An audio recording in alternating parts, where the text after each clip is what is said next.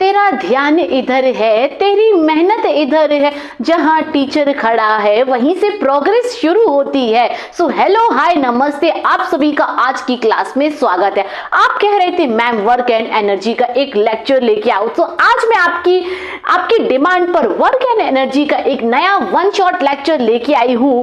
चलिए तो हम इस क्लास में आपको इस क्लास में ना साइंस के सभी चैप्टर्स मिलेंगे, केमिस्ट्री भी मिलेगा, बायोलॉजी भी मिलेगा और फिजिक्स भी मिलेगा। सो अगर आप चैनल पे नए हो तो चैनल को लाइक शेयर सब्सक्राइब कर लीजिए, अपने दोस्तों के साथ शेयर कीजिए। आप कहते हो मैम मुझे ना क्या नहीं समझ में आता, बोलो मुझे पोटेंशियल एनर्जी समझ में नहीं आती, मुझे काइनेटिक एनर्जी समझ में नहीं आती, एनर्जी क्या होती है, इसके इतने सारे न्यूमेरिकल क्वेश्चंस हैं, है ना, मुझे कुछ भी समझ में नहीं आता। तो आज हम सब कुछ बहुत ही डिटेल में इजी तरीके से जो है शुरू करेंगे।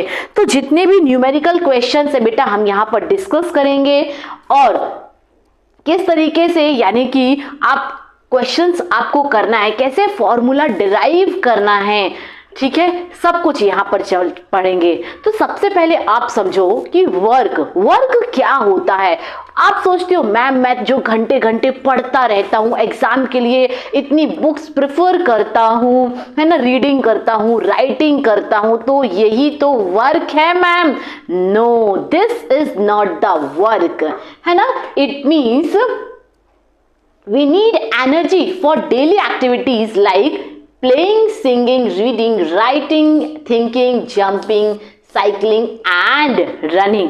But in terms of physics, this is not a work. आप जो इतनी मेहनत कर रहे हो, इतना लिख रहे हो, पढ़ रहे हो, गाना गा रहे हो और तो और पार्क में जो है मस्ती कर रहे हो, so this is not the work. तो अब बेटा आप सोच रहे हो कि तो वर्क क्या है, तो मैं यहां आपको बताऊंगी कि वर्क क्या है। सो इन फिजिक्स के टर्म्स में वर्क क्या कहलाता है। फिजिक्स के टर्म में वर्क बेटा तब कहलाता है जब आपने क्या किया हो, वहां पर फोर्स लगाया हो, आपने फोर्स लगाया और किसी ऑब्जेक्ट पर क्या किया हो, फोर्स लगाया हो और उस ऑब्जेक्ट का क्या हुआ हो, वहां पर डिस्प्लेसमेंट हुआ हो। सो फिजिक्स के टर्म्स में ये वर्क कहलाता है। अगर आपने किसी ऑब्जेक्ट पर फोर्स लगाया और उसका डिस्प्लेसमेंट ही नहीं हुआ है तो वो क्या कहलाएगा, वो वर्क डन नहीं कहलाएगा फिजिक्स के टर्म में। तो चलिए डेफिनेशन पढ़ लें एक बार, आओ। So work is only done if force applied to object it to move. If there is no movement, यदि कोई डिस्प्लेसमेंट बेटा वहां पर नहीं हुआ है, डिस्प्लेसमेंट कैसी है, जीरो है ना, डिस्प्लेसमेंट जीरो है, so force is perpendicular to the movement, no work is done, तब वो वर्क नहीं कहलाएगा। आप यहाँ पर बेटा क्या कर रहे हो, फोर्स अप्लाई कर रहे हो पर यहाँ पर डिस्प्लेसमेंट नहीं हुआ है, सो वर्क डन जो है इसे हम क्या बोलेंगे, जीरो वर्क डन बोलेंगे। चलिए इसके कुछ क्वेश्चंस कर लिए जाए, आओ देखते हैं। हाँ, आपकी बुक में बेटा ये एक्टिविटी दी हुई है, क्या है ये एक्टिविटी का मीनिंग क्या है समझो। एक्टिविटी ये बोलती है you are pushing a huge rock, है ना, आप इस रॉक को क्या कर रहे हो बेटा, पुश कर रहे हो। इट मीन्स आपने इसमें क्या लगाई है, एनर्जी लगाई है, ठीक है, but there is no movement, यहां पर कोई भी मूवमेंट नहीं है। इट मीन्स यहां पर किसी भी प्रकार का डिस्प्लेसमेंट जो है नहीं हो रहा है। सो अगर हम बात करें फिजिक्स के टर्म्स में क्या ये वर्क है, नीचे कमेंट करके बताओ। So no work, no displacement, no work done. Same ऐसे ही आपने क्या किया है, यहाँ पर आपने यहाँ पर इतना ज्यादा इतना बड़ा क्या लिया है, इसे रॉक्स को बेटा आपने होल्ड करके रखा है। क्या करके रखा है, ये रॉक को होल्ड करके रखा हुआ है। You are lifting rock on your, है ना, height, but your pushing, okay, क्या किया आप उसको पुश कर रहे हो, अपनी एनर्जी जो है उसमें क्या कर रहे हो, लगा रहे हो, बट वहां पर डिस्प्लेसमेंट हुआ क्या, नीचे कमेंट करके बताइए वहां पर डिस्प्लेसमेंट हुआ क्या, no displacement. So in physics के टर्म में no work done, you are carrying heavy load on your head, ठीक है, you get tired and you have exerted energy, आपने बहुत ज्यादा एनर्जी लगा दी है जिसकी वजह से बेटा वहां पर कोई भी डिस्प्लेसमेंट नहीं हो रहा है, so no work is done, कोई भी वर्क नहीं हुआ है, ठीक है। आप बहुत कंफ्यूज हो जाते हो, है ना, तो हम यहाँ पर सारे कॉन्सेप्ट एक एक करके समझेंगे, आपको किसी भी प्रकार के डाउट्स नहीं आएंगे। चैप्टर को इतने अच्छे से एक्सप्लेन किया गया है कि हर कॉन्सेप्ट आपके बहुत ही आसान तरीके से क्लियर हो जाएंगे। बेटा तो कुछ एग्जाम्पल जो आपकी बुक्स में दिए हुए हैं, ये है क्या है, पेबल, पेबल को क्या कर रहे हो आप, पुश कर रहे हो, जैसे ही आपने पेबल्स पुश किया तो वहां पर क्या हुआ, moves through a distance and force on the payable and payable got displace, आपने क्या किया, इस पेबल को पुश कर दिया तो पेबल्स का वहां से क्या हो गया, डिस्प्लेसमेंट हो गया, है ना। तो वर्क डन की फॉर्मूला क्या है, फॉर्मूला है कि आपने बेटा फोर्स लगाया और फोर्स जैसे ही लगाया तो वहां पर क्या हुआ, उसका डिस्प्लेसमेंट हो गया, क्या हो गया, डिस्प्लेसमेंट हो गया, तो वो क्या कहलाएगा, वर्क डन कहलाएगा, ठीक है। अब क्या है, गर्ल, ये जो गर्ल है बेटा ये क्या कर रही है, ट्रॉली लेके जा रही है। अभी हम आगे पढ़ेंगे कि इसके क्या फॉर्मूलेस होते हैं, हम उसे भी पढ़ेंगे। ये गर्ल क्या कर रही है बेटा, ट्रॉली को पुश कर रही है, ट्रॉली को पुश किया तो वहां पर क्या हुआ, उसने डिस्टेंस कवर कर लिया, डिस्प्लेसमेंट हो गया, तो वर्क डन है ना, वर्क डन है। ऐसे ये बुलेट कार्ट क्या कर रहा है बेटा, उस पर फोर्स लगा के ये बुलेट कार्ट जो है इस क्या कर रहा है, इसका डिस्प्लेसमेंट हो रहा है यहाँ पर, है ना। एंड ये जो बुक लगा ली हुई है, lifting a book from a height, ground से एक हाइट पर उसने बुक्स को लिफ्ट किया हुआ है ना, तो उसने क्या है, फोर्स जो है लगाया हुआ है। सिंपल, यहाँ पे भी क्या हो रहा है, पुशिंग अ टेबल मूव। सो ये क्या है, आपके वर्क डन्स के कुछ एग्जाम्पल थे। अब हम डिटेल में पढ़ेंगे बेटा कि क्या क्या इसके फॉर्मूलेज होते हैं और कैसे ये काम करता है। So force applied on object, किसी ऑब्जेक्ट पे आप क्या कर रहे हो, फोर्स लगा रहे हो, उसके बाद उस ऑब्जेक्ट का क्या हो रहा है, डिस्प्लेसमेंट हो जाता है उसकी पोजीशन से। समझ में आ रहा है, ये ऑब्जेक्ट है, इस पे क्या किया, फोर्स लगाया, तो ये जो है क्या हो गया, अपनी ओरिजिनल पोजीशन से क्या हो जाता है, डिस्प्लेस्ड हो जाता है। सो इट मींस वो वर्क डन कहलाया। अगर हम इसका फॉर्मूला देखेंगे तो फॉर्मूला क्या है कि वर्क डन जो है ये है, ठीक है, फोर्स और डिस्प्लेसमेंट। अब बेटा एफ, ये यहाँ पे क्या है, फोर्स है, F is here force and S is the displacement. अभी हम वर्क जो है इसकी एसआई यूनिट के बारे में पढ़ेंगे कि इसकी यूनिट क्या होती है। ये तो था फॉर्मूला, है ना, ये क्या था कि फोर्स इनटू डिस्प्लेसमेंट किया, जब आप किसी डायरेक्शन में फोर्स लगा रहे हो तो वहां पर क्या हो रहा है, उसका डिस्प्लेसमेंट हो जाता है। अब ये इसका फॉर्मूला है, अगर क्वेश्चन आएंगे तो आपको डेफिनेशन के साथ साथ आपको फॉर्मूलेज भी लिखने हैं, इससे बेटा आपको पूरे के पूरे नंबर मिलेंगे और मैं आपको बताऊंगी कि आपको ना इफेक्टिव आंसर राइटिंग एग्जाम में कैसे करनी है ना, कि कैसे लिखना है जिससे कि आपको पूरे फुल मार्क्स मिले, वो भी आपको इसमें बताया जाएगा। तो देखो सबसे पहले समझो कि ये क्या है बेटा, स्केलर क्वांटिटी है, वर्क जो है वो क्या है, स्केलर क्वांटिटी है and no direction. SI unit की अगर हम बात करेंगे तो एसआई यूनिट जो है इसकी क्या है, जूल है, क्या है, जूल, और इस न्यूटन मीटर भी बोल सकते हैं, ठीक है। समझो कैसे, तो एक जूल जो है वो क्या होता है, एक न्यूटन इंटू एक मीटर, 1 न्यूटन 1 मीटर, ठीक है।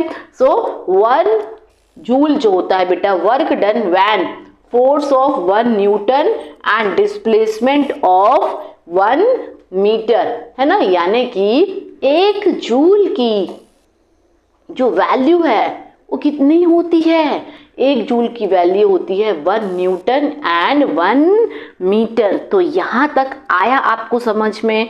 चलिए एक बार मैं फिर से रिवाइज कर देती हूँ। ये है इसका फॉर्मूला, यानी जब किसी डायरेक्शन में आप फोर्स लगा रहे हो वहां पर डिस्प्लेसमेंट हो जाएगा, तो वो वर्क डन कहलाया। वर्क डन कहलाया। अब इसकी SI यूनिट जो है बेटा क्या है, सिंपल सा जूल है, जूल है। अब एक जूल जो है कितना होता है, तो 1 न्यूटन इंटू 1 मीटर, है ना। इसे और हम डिटेल में आगे समझेंगे जब आप इसके न्यूमेरिकल क्वेश्चंस करोगे तो वो आपको और अच्छे से समझ में आएगा, ठीक है। अभी हम यहाँ पर कुछ कंडीशंस पढ़ेंगे कि बेटा समझो, जैसे आपने जब आप क्या कर रहे हो, फोर्स लगा रहे हो, ठीक है, आपने क्या किया, इस डायरेक्शंस में फोर्स लगाया, ठीक है, क्या किया, इस डायरेक्शन में आपने फोर्स लगाया और इसी डायरेक्शन में क्या हो गया, आपका डिस्प्लेसमेंट हो गया। क्या, इसी डायरेक्शन में फोर्स लगाया और उसी डायरेक्शन में डिस्प्लेसमेंट हो गया, सेम डायरेक्शन में, है ना। तब यहाँ पर क्या है, कॉस थीटा, वो आपको क्या करना है बेटा, इस फॉर्मूले में कॉस थीटा पुट करना है।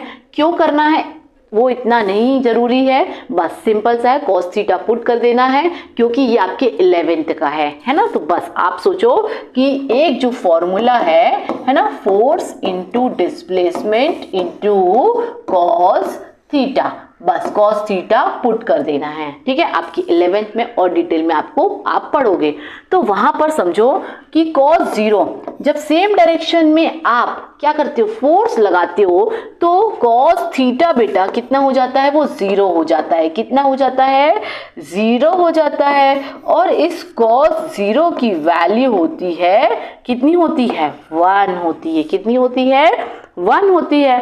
सेम अब जब आप क्या कर रहे हो बेटा, कैसा कर रहे हो, यहां पर फोर्स लगा रहे हो, क्या कर रहे हो आप, फोर्स लगा रहे हो, यानी समझो कि आपने क्या किया बेटा, फोर्स लगाया इस डायरेक्शन में, ठीक है। देन यहां पर फोर्स लगाया, पर उसका जो डिस्प्लेसमेंट है वो कैसा हुआ है, परपेंडिकुलर हुआ है। कैसा हुआ है, परपेंडिकुलर हुआ है। समझो, जैसे मैंने इसको ये लिया, फोर्स लगाया, अब इसका डिस्प्लेसमेंट कैसा हो रहा है, परपेंडिकुलर हो रहा है। मैं डिस्प्लेसमेंट मैंने ये लिया, अब मैं ऐसे मूव कर रही हूँ, ठीक है, तो ये परपेंडिकुलर है ना। ये क्या है, फोर्स मैंने ऊपर की तरफ लगाया, फोर्स मैंने कैसे लगाया, ऊपर की तरफ, ठीक है। ये बेटा फोर्स लगा है और अब इसको कैसे, ऐसे पकड़ लेती हूँ और ये है इसका डिस्प्लेसमेंट, ऐसे जा रही हूँ ना, ऐसे, है ना, ठीक है। तो फोर्स देखो ऊपर की तरफ लगा, डिस्प्लेसमेंट कैसा, ऐसा, तो 90 डिग्री एंगल दिख रहा है आपको, बना 90 डिग्री एंगल। तो इस कंडीशन में जब कॉस की वैल्यू 90 डिग्री एंगल हो गया, है ना, तो cos 90 कितना होता है, cos 90 होता है 0। कितना होता है, 0 होता है। इट मीन्स अब ये 0 हो गया तो बेटा इसका मल्टीप्लाई करोगे तो ये भी क्या हो जाएगा, अल्टीमेटली 0 हो जाएगा। यानी कि वर्क डन क्या है, 0। क्या है वर्क डन, 0, है ना। मैंने आपको समझाया, नहीं समझ में आया एक बार और समझा देती हूँ कि जैसे मैंने लिफ्ट किया कोई ऑब्जेक्ट, फोर्स लगाया, है ना, फोर्स लगाया, ऊपर की तरफ फोर्स लगाया और डिस्प्लेसमेंट कैसा हो रहा है बेटा, आगे की तरफ जा रही हूँ, ठीक है। तो ये बना 90 डिग्री एंगल। क्या बना, 90 डिग्री एंगल बना जब cos 90 डिग्री, जब थीटा कितनी डिग्री होगा आपका, 90 डिग्री होगा, तो cos 90 डिग्री की वैल्यू कितनी होती है, 0 होती है ना। तो इट मीन्स वर्क डन 0 हो जाएगा। अभी हम थर्ड केस पढ़ते हैं, ठीक है। ये केस नंबर 2 था, ये केस नंबर 1 था और ये केस नंबर 3 पढ़ेंगे। थीटा 180 डिग्री कैसे होता है, समझो। जब आप क्या कर रहे हो बेटा, फोर्स इधर लगा रहे हो और डिस्प्लेसमेंट आपका अपोजिट डायरेक्शन में हो रहा है। क्या, आपने ये फोर्स लगाया और डिस्प्लेसमेंट आपका अपोजिट डायरेक्शन में हो रहा है, तब ये बनता है 180 डिग्री, है ना।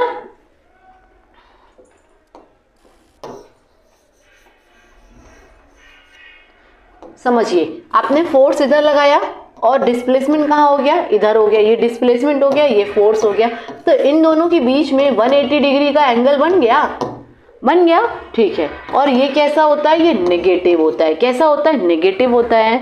तो चलिए आइए इसको कुछ क्वेश्चंस अब हम यहाँ पर इसके न्यूमेरिकल बेस्ड क्वेश्चंस करेंगे। कहाँ ध्यान चला गया, टफ लग रहा है, नहीं, है ना। इसे रिवाइज करो बेटा, पहली बार कोई भी चीज जब पढ़ोगे ना तो वो टफ ही लगेगी, वो इजी नहीं लगेगी, ठीक है। हमारे टाइम की भी बात है, जब हम पढ़ा करते थे तो हमको भी बहुत ना टफ लगता था, पर जैसे जैसे हम उसे 2 टाइम्स 3 टाइम्स 4 टाइम्स जितना टफ लग रहा है उसको उतने टाइम्स आप रिवाइज करोगे, है ना। तो शुरू स्टार्टिंग के जो है 2 to 3 टाइम्स आपको टफ लगेगा, उसके बाद चीज़ें आपको धीरे धीरे समझ में आएगी। तो चलिए आ जाओ न्यूमेरिकल क्वेश्चंस कर लें। चलिए, एक फोर्स लगाया बेटा, कितना 7 न्यूटन एक्ट ऑन ऑब्जेक्ट, है ना। देखो यहाँ पर इस पे 7 न्यूटन का कितना है, फोर्स लगाया जा रहा है। The displacement is 8 metre. इसका डिस्प्लेसमेंट कितना हो रहा है, ये डिस्प्लेस्ड हो गया, कितना हुआ 8 मीटर हो गया in the direction of the force. Let us force, है ना, force act on object through displacement, what is work done in classes, ठीक है, केसेस, इन दिस केसेस। अब बताओ, तो आप लिखो सबसे पहले कि फोर्स कितना लगाया है, फोर्स कितना लगा है बताओ। देखो 7 न्यूटन, यहाँ पर आप समझो कि सिंपल सा है, 7 न्यूटन का क्या किया, फोर्स लगाया, ठीक है। उसी डायरेक्शन में क्या हुआ, उसका डिस्प्लेसमेंट हो गया, कितना हो गया 8 मीटर हो गया। जब 8 मीटर डिस्प्लेसमेंट हो गया तो फोर्स कितना है बेटा, 7 न्यूटन। मेरे साथ साथ बोलते जाना, ठीक है ना। और उसका डिस्प्लेसमेंट कितना हुआ है, बोलो, डिस्प्लेसमेंट जो है कितना हुआ है 8 मीटर, ठीक है, 8 मीटर हुआ। तो देखो अभी हमने पहले पढ़ा था ना कि, चलो बताती हूँ, है ना, वर्क डन, फोर्स कितना है 7 न्यूटन और डिस्प्लेसमेंट कितना है 8 मीटर। तो 7 8 से कितना होता है 56, वेरी गुड, है ना, न्यूटन मीटर। और आपको पता है कि इसकी वैल्यू किस में होती है, जूल में होती है। वर्क डन की वैल्यू कितनी होती है, जूल में होती है। तो अभी आपने पढ़ा ना कि 1 जूल जो है कितना होता है 1 न्यूटन इंटू 1 मीटर, है ना। तो इसे आप ऐसे लिख सकते हो कि 56 जूल जो वर्क हुआ है वो कितना हुआ है 56 जूल हुआ है। आया समझ में, है ना, कुछ नहीं है बेटा, सिंपल सा क्वेश्चन है। आपने फॉर्मूला जो है लगा दिया है, 7 न्यूटन्स का फोर्स लगाया, 8 मीटर का डिस्प्लेसमेंट हुआ, है ना। तो वैल्यू आपने पुट करके कैलकुलेट कर दिया तो आंसर आ गया, है ना। कुछ भी नहीं है, बहुत इजी सा क्वेश्चन था। चलिए अभी हम यहाँ पर कुछ और टाइप के क्वेश्चंस करेंगे। अभी समझो कि जब आप इसमें क्या कर रहे हो, फोर्स और डिस्प्लेसमेंट कैसे, जब आप सेम डायरेक्शन में कर रहे हो, कैसे सेम डायरेक्शन में कर रहे हो, सेम डायरेक्शन में कर रहे हो। हाँ, थोड़ा सा चेक करना पड़ता है रिकॉर्डिंग ऑन है कि नहीं है। जब आप क्या कर रहे हो, आपने यहाँ पर फोर्स लगाया, उसी डायरेक्शन में क्या हुआ बेटा, इसका डिस्प्लेसमेंट हो गया। तो याद रखना, जिस डायरेक्शन में फोर्स लगा रहे हो उसी डायरेक्शन में डिस्प्लेसमेंट होता है तो वो कैसा कहलाता है, पॉजिटिव वर्क कहलाता है। क्या कहलाता है वो, पॉजिटिव वर्क कहलाता है। ये कुछ एग्जाम्पल्स हैं, है ना, कि इसने क्या किया, यहाँ पे फोर्स लगाया, डिस्प्लेसमेंट उसी डायरेक्शन में हो गया। यहाँ पर क्या है भाई, ये अलमारी को पुश कर रहा है, इस डायरेक्शन में फोर्स लगाता है तो डिस्प्लेसमेंट भी कहाँ होता है, उसी डायरेक्शन में होता है। बहुत ही इजी से न्यूमेरिकल क्वेश्चन है, बिल्कुल हलवा है, हलवा है ना, इजी, बहुत इजी है। चलिए इसका केस नंबर हम 2 पढ़ेंगे।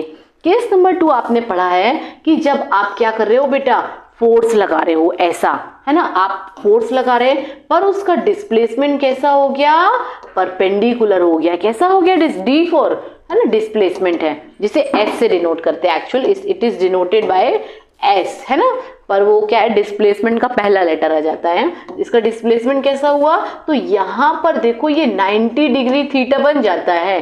थीटा की वैल्यू कितनी होती है, 90 डिग्री हो गई। देखो क्या है भाई, ये परपेंडिकुलर होनी चाहिए। कैसा, परपेंडिकुलर होना चाहिए। मैंने कोई ऑब्जेक्ट फोर्स कैसा लगाया है, ऐसा लगाया है। डिस्प्लेसमेंट सपोज मैं ऐसे आ रही हूँ, ऐसे आ रही हूँ, ऐसे आ रही हूँ, तो देखो ये मैंने फोर्स लगाया और डिस्प्लेसमेंट में सामने की तरफ आ रही हूँ ना, सामने की तरफ आ रही हूँ ऐसे, तो ये 90 डिग्री थीटा बन गया। बस जब cos थीटा 90 होता है तो मैंने आपको बताया बेटा कि cos 90 की वैल्यू कितनी होती है, 0 होती है। कितनी होती है, 0 होती है। अब इस 0 का मल्टीप्लाई इसमें कर दोगे तो वर्क डन क्या कहेगा, 0 आएगा, 0, ठीक है ना। चलिए अभी हम पढ़ेंगे बेटा ये अपोजिट डायरेक्शन वाला 3, ठीक। आपने फोर्स इधर लगाया और डिस्प्लेसमेंट कहाँ हो रहा है, इधर हो रहा है। तो ये यहाँ पर थीटा कितने डिग्री बनेगा, बोलो, रिवाइज, है ना, पहले एक बार समझा दिए, दोबारा रिवाइज हो रहा है। थीटा कितने डिग्री बनता है, 180 डिग्री बनता है। जब थीटा 180 डिग्री बनता है तो इसकी वैल्यू कैसी आती है, नेगेटिव आती है। कैसी आती है, नेगेटिव आती है। आप सोचो ना, कार इस तरफ जा रही है, कार आपकी बेटा 200 इसमें हम कार कैसी आ रही है, इधर की तरफ आ रही है। अब कार में ब्रेक लगा रहा है तो ब्रेक क्या कर रहा है, अपोजिट डायरेक्शन में लग रहा है ना, ब्रेक क्या कर रहा है, अपोजिट डायरेक्शन में लग रहा है, तभी तो कार रुकेगी ना, है ना। तो वही थर्ड पोजीशन यानी थीटा कितने डिग्री हो जाता है, 180 डिग्री हो जाता है। तो आपका जो वर्क डन है वो किस में आएगा, नेगेटिव में आएगा। किस में आएगा, नेगेटिव में आएगा। अब हम इसके यहाँ से शुरू होगा बेटा, कुछ न्यूमेरिकल क्वेश्चंस करेंगे, है ना, कि और जो आपके बुक्स में दिया हुआ है ये क्वेश्चंस, न्यूमेरिकल क्वेश्चंस जो है दिए हुए हैं, तो चलिए इन्हें पहले हम पढ़ लेते हैं। बिल्कुल भी घबराना नहीं है, डरना नहीं है, ठीक है। और ध्यान लगा के पढ़ा करो, ये नहीं कि लेटे लेटे जो है पढ़ रहे हो, है ना, नहीं, लेटे लेटे पढ़ना नहीं है, वो एनर्जी है ना, वो क्या है आपकी सुस्ती आती बेटा, उससे क्या है आपका कंसंट्रेशन पावर ब्रेक होता है, उससे ना सुस्ती आती है। तो जब भी पढ़ने के लिए हम बोलते हैं कि आप 2 घंटे नहीं पढ़ो, आप 1 घंटे नहीं पढ़ो, सिर्फ 45 मिनट पढ़ो, बैठ के पढ़ो, पर वो 45 मिनट आपके ऐसे होने चाहिए, है ना, ये 45 मिनट आपके ऐसे होने चाहिए कि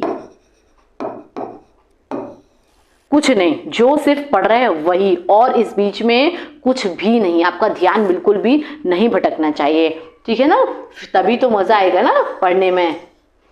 जितना फोकस होके पढ़ोगे ना उतना बेटा टाइम, आपका स्टडी टाइम पीरियड कम होता है, इतना ना हमेशा याद रखना। चलो आओ पढ़ लेते हैं। एक क्वेश्चन है, a mass of 10 kg at a point A on a table. ये देखो, ये क्या है, एक 10 kg का एक मास रखा है ए, ठीक है, टेबल पर। फिर क्या हो रहा है, इट मूव्स टू बी, इस पे फोर्स लगाया और ये कहाँ आ गया, पॉइंट बी पे आ गया। Very good. If the line joining A and B horizontal, अब ये देखो एक हॉरिजॉन्टल लाइन आ गई, क्या आ गई, हॉरिजॉन्टल लाइन आ गई। What is work done on object if the gravitational force, है ना, एक्सप्लेन योर आंसर। आपने पढ़ा है अर्थ में बेटा, अर्थ, ये क्या है, अर्थ है। इस अर्थ में क्या होता है, ग्रेविटेशनल फोर्स होता है। क्या होता है, ग्रेविटेशनल फोर्स लगा है, ठीक है। ये ग्रेविटेशनल फोर्स की वजह से अर्थ हर ऑब्जेक्ट को अपनी तरफ क्या करती है, खींचती है। यानी कि किसी भी ऑब्जेक्ट को जब आप ऊपर से एक सर्टेन हाइट से छोड़ते हो तो वो कहाँ जाता है, नीचे गिर जाता है, ठीक है। नीचे गिरा यानी कि क्या समझो, जब कोई ऑब्जेक्ट ए जो कि 10 kg का है ऐसे रखा हुआ है, ठीक, वो कहाँ जा रहा है, पॉइंट बी में जा रहा है, और ये क्या है, कैसा है, हॉरिजॉन्टल है, कैसा है, हॉरिजॉन्टल है, ठीक है। पर ग्रेविटेशनल फोर्स कहाँ लग रहा है, अर्थ में, नीचे की तरफ, ये देखो, है ना। डिस्प्लेसमेंट कैसा हुआ, हॉरिजॉन्टल, और ये लगा क्या, ग्रेविटेशनल फोर्स नीचे की तरफ, ठीक है। तो यहां पर फिर बन गया क्या बेटा, 90 डिग्री एंगल बन गया। और मैंने आपको बताया cos थीटा कितना हो गया, 90, और मैंने आपको बताया है कि cos 90 क्या होता है, 0 होता है। क्या होता है, 0 होता है। जब cos 90 0 हो जाएगा तो पूरा का पूरा वर्क डन जो है वो कैसा हो जाएगा, 0 हो जाएगा। चलो इसकी एक बार डेफिनेशन पढ़ लें, है ना। डेफिनेशन आपके सेटिस्फैक्शन के लिए रहती है, वैसे तो मैं आपको समझा ही देती हूँ। चलिए डायरेक्शन ऑफ डिस्प्लेसमेंट पढ़ते बेटा। कैसा है इसका जो डिस्प्लेसमेंट है वो कैसा है, problem state that object is moved from point A to B and lining joining horizontal, ठीक है। ए से बी ये ऑब्जेक्ट मूव किया, कैसे, हॉरिजॉन्टल डिस्प्लेसमेंट हो रहा है ना। फिर since force is vertically and displacement horizontally, ठीक है। ये फोर्स कैसा है, ग्रेविटेशनल फोर्स, ये देखो जैसे मैंने छोड़ा ये नीचे आएगा, है ना, ग्रेविटेशनल फोर्स नीचे की तरफ लग रहा है, ठीक है। और ये डिस्प्लेसमेंट कैसा है, हॉरिजॉन्टल है। So angle between two vectors is 90 degree, दोनों के बीच में कौन सा एंगल बना, 90 डिग्री बना। So substitute the angle into work equation, है ना। अब क्या हो गया, force of gravity, displacement, cos theta कितना बना, 90 डिग्री। cos 90 की वैल्यू कितनी होती है बेटा, 0 होती है। जब ये 0 हो जाएगा तो वर्क डन 0 हो जाएगा ना। 0 का मल्टीप्लाई 5 में करो, 0 का मल्टीप्लाई 10 में करो, 100 में करो, 1000 में करो, लैक्स में करो, पर अल्टीमेटली 0 का मल्टीप्लाई आप किसी भी डिजिट से कर दो, वो आंसर उसका 0 आता है। सो रिजल्टेंट वैल्यू 0 हो जाएगी। तो वर्क डन क्या कहलाया, 0। यानी आपने डिस्प्लेसमेंट तो हुआ पर वहां पर ग्रेविटी जो है वो कैसी, ग्रेविटेशनल फोर्स कैसा है, परपेंडिकुलर है। ग्रेविटेशनल फोर्स कैसा है, परपेंडिकुलर है। और जब ये ग्रेविटेशनल परपेंडिकुलर होता है तो यहाँ पर थीटा कितने डिग्री बनता है, 90 डिग्री बनता है, जिसकी वजह से थीटा कॉस 0 कितना हो, कॉस 90 कितना हो जाता है, 0 कॉस 90 की वैल्यू जो है कितनी हो जाती है, 0 हो जाती है। तो अल्टीमेटली वर्क डन क्या होता है, 0 हो जाता है ना। चलिए अभी एक क्वेश्चन और आया बेटा, ये जो चैप्टर है आपका फुल ऑफ क्वेश्चन से ही भरा हुआ है ना। A porter lift a luggage 15 kg from the ground.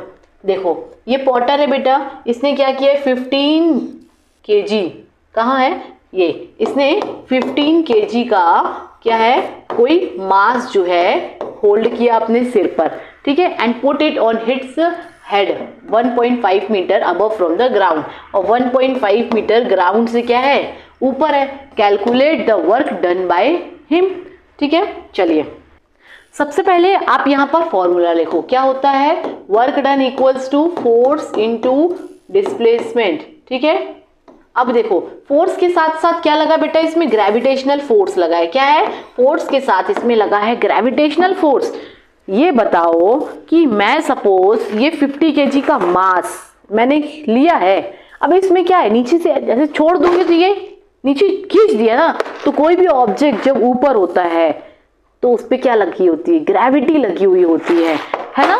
तो वही बोलता है इस फोर्स में क्या लगी है, ग्रेविटी और इसका डिस्प्लेसमेंट। चलो अभी देखो किसी ऑब्जेक्ट को जब ऊपर होल्ड कर रहा है तो उस ऑब्जेक्ट का मास कितना है, कितना है बताओ, 15 kg, कितना है 15 kg। और उसका डिस्प्लेसमेंट, सॉरी इस ये ना एक्चुअल में डिस्प्लेसमेंट ऐसा है, वो लेटर बार बार ऐसा लिख जाता है ना, कितना हाइट से, है ना। अभी डिस्प्लेसमेंट आप बोलोगे कि मैम ये तो इसकी हाइट है, अरे बेटा ये समझो कि कोई ऑब्जेक्ट वो डिस्प्ले ग्राउंड से उसका डिस्प्लेसमेंट ही तो हो रहा है, उसका ग्राउंड से क्या हो रहा है, ये डिस्प्लेसमेंट हो रहा है ना। तो ये डिस्प्लेसमेंट कितना है, 1.5 मीटर। तो आप वैल्यू पुट कर दो 15, ग्रेविटी की वैल्यू याद रखना, आपने पढ़ा है ग्रेविटी की वैल्यू 9.8 मीटर पर सेकेंड होती है, ठीक है। तो ये लगा दीजिए 9.8 इंटू जो डिस्टेंस है वो कितना है 1.5। जब आप इसका मल्टीप्लाई करके बताओ कितनी आएगी इसकी वैल्यू, तो 220.5 जूल, है ना। यानी वर्क डन इसका कितना हुआ है, तो 220.5 जूल आया है। सिंपल सा क्वेश्चन है, कुछ भी नहीं है। 15 kg का मास पॉटर ऊपर होल्ड करके रख रहा है, ठीक है। फोर्स लगाया तो मतलब मास का वेट कितना हो गया, 15 kg बेटा आपने लिख दिया, ठीक है। अभी उस पर क्या लगी, ग्रेविटी लगी है, तो वो ग्रेविटी की वैल्यू कितनी है 9.8 उसमें लगी हुई है, प्लस अभी वो ग्राउंड से कितना है 1.5 मीटर हाइट उसकी ऊपर है, यानी यही तो डिस्प्लेसमेंट है ना। तो ये कुछ नहीं, आपने वैल्यू पुट की, कैलकुलेट किया, आंसर आ गया। बहुत इजी सा सवाल है, कुछ भी नहीं है। अब अगला क्वेश्चन ऐसा है कि कभी आपने बिना बॉलिंग बॉल तो खेली होगी जो कि पासिंग पास खेलते हो, है ना। यानी कि ये आप हो और ये जो है आपका फ्रेंड खड़ा है। अब आप क्या कर रहे हो, बॉल खेल रहे हो ना, पासिंग पास। तो बॉल जो है कुछ इस तरीके से कर्व बना के आप खेल रहे हो, यानी कि यहाँ पर ये है बेटा आपका इनिशियल पॉइंट, यानी बॉल का इनिशियल पॉइंट, और ये है बॉल का फाइनल पॉइंट, ठीक है। आपने बॉल जो है इस तरीके से क्या की, किसी एंगल से भेजी, है ना। आप देख रहे हो ये बॉल ऐसी जा रही है, जा तो रही है ऐसी हॉरिजॉन्टली, पर वो किसी एंगल से क्या हो रही है, जो उसका डिस्प्लेसमेंट हो रहा है बॉल का, वो किसी सर्टेन एंगल में हो रहा है। तो बस हमारा जो क्वेश्चन है वो इसी पे है। चलिए तो आइए हम अपने क्वेश्चंस को सॉल्व करेंगे और देखेंगे इसके बारे में और नई नई चीजें। तो पहले क्वेश्चन पढ़ लेते हैं। Object throw a certain angle to the ground moves in a curved path and fall back to the ground, है ना। ऐसा कोई ऑब्जेक्ट जनरली बॉल ही होता है कि आप बॉल को कैसे फेंकते हो, यू फेंकते हुए। तो बॉल जो है बेटा ग्राउंड तक तो मूव हो रही है किसी सर्टेन एंगल से, एक कर्व पाथ में जा रही है। कैसी जा रही है? वो एक कर्व पाथ बनाते हुए जा रही है। ऐसे में आपका इनिशियल एंड फाइनल पॉइंट जो होता है वो क्या हो जाता है बेटा? सेम हो जाता है। क्या हो जाता है? सेम हो जाता है, यानी हॉरिजॉन्टल हो गया। ऐसे बॉल ये फेंकी आपने, ऐसी आई, पर ये आपका फाइनल पॉइंट है। तो इसका बॉल का डिस्प्लेसमेंट कैसा हो रहा है? हॉरिजॉन्टल लाइन में हो रहा है ना। What is the work done by the force of gravity of the object? तो हमें पढ़ना है कि इस ऑब्जेक्ट पे फोर्स ऑफ ग्रेविटी बेटा कितनी लगी है आपसे, है ना। What is work done by force of the gravity of the object. चलिए, तो सबसे पहले समझो कि इसका इनिशियल और फाइनल पॉइंट जो है वो सेम है, हॉरिजॉन्टल लाइन पे है ना। ऑब्जेक्ट का जो स्टार्टिंग एंड एंड है वो सेम हॉरिजॉन्टल लेवल पे है ना, सेम है। यानी कि बॉल बेटा एक सर्टेन हाइट तक तो जाएगी, एक सर्टेन हाइट तक जाएगी, फिर वहां से उसका डिक्रीज होना शुरू हो जाता है। क्यों? क्योंकि अर्थ जो है बेटा, अर्थ में लगी होती है ग्रेविटी। क्या लगी होती है अर्थ में? ग्रेविटी। और ये ग्रेविटी क्या करता है? ये ग्रेविटी यानी फोर्स ऑफ अट्रैक्शन। क्या? फोर्स ऑफ अट्रैक्शन, है ना। फोर्स ऑफ अट्रैक्शन की वजह से चीजें जो है नीचे आती हैं। तो वो क्या है? ग्रेविटी लगी हुई है, जो कि यहां पर हम देखेंगे ग्रेविटी जीरो कैसे हो रही है। ये हमें ये पढ़ना है कि ग्रेविटी जीरो कैसे हो रही है, यानी force due to gravity vertically downward. याद रखना, ग्रेविटी बेटा हमेशा कैसी होती है? ये जो जी है, इस जी की वैल्यू वर्टिकली डाउनवर्ड, नीचे की तरफ क्या होती है? ग्रेविटी तो वर्टिकली डाउनवर्ड लगती है ना। और डिस्प्लेसमेंट कैसा हो रहा है आपका? हॉरिजॉन्टल हो रहा है। ऑब्जेक्ट का जो डिस्प्लेसमेंट हो रहा है वो कैसा हो रहा है? हॉरिजॉन्टल हो रहा है। तो इस बीच में बेटा आपका एक एंगल बन रहा है। क्या है?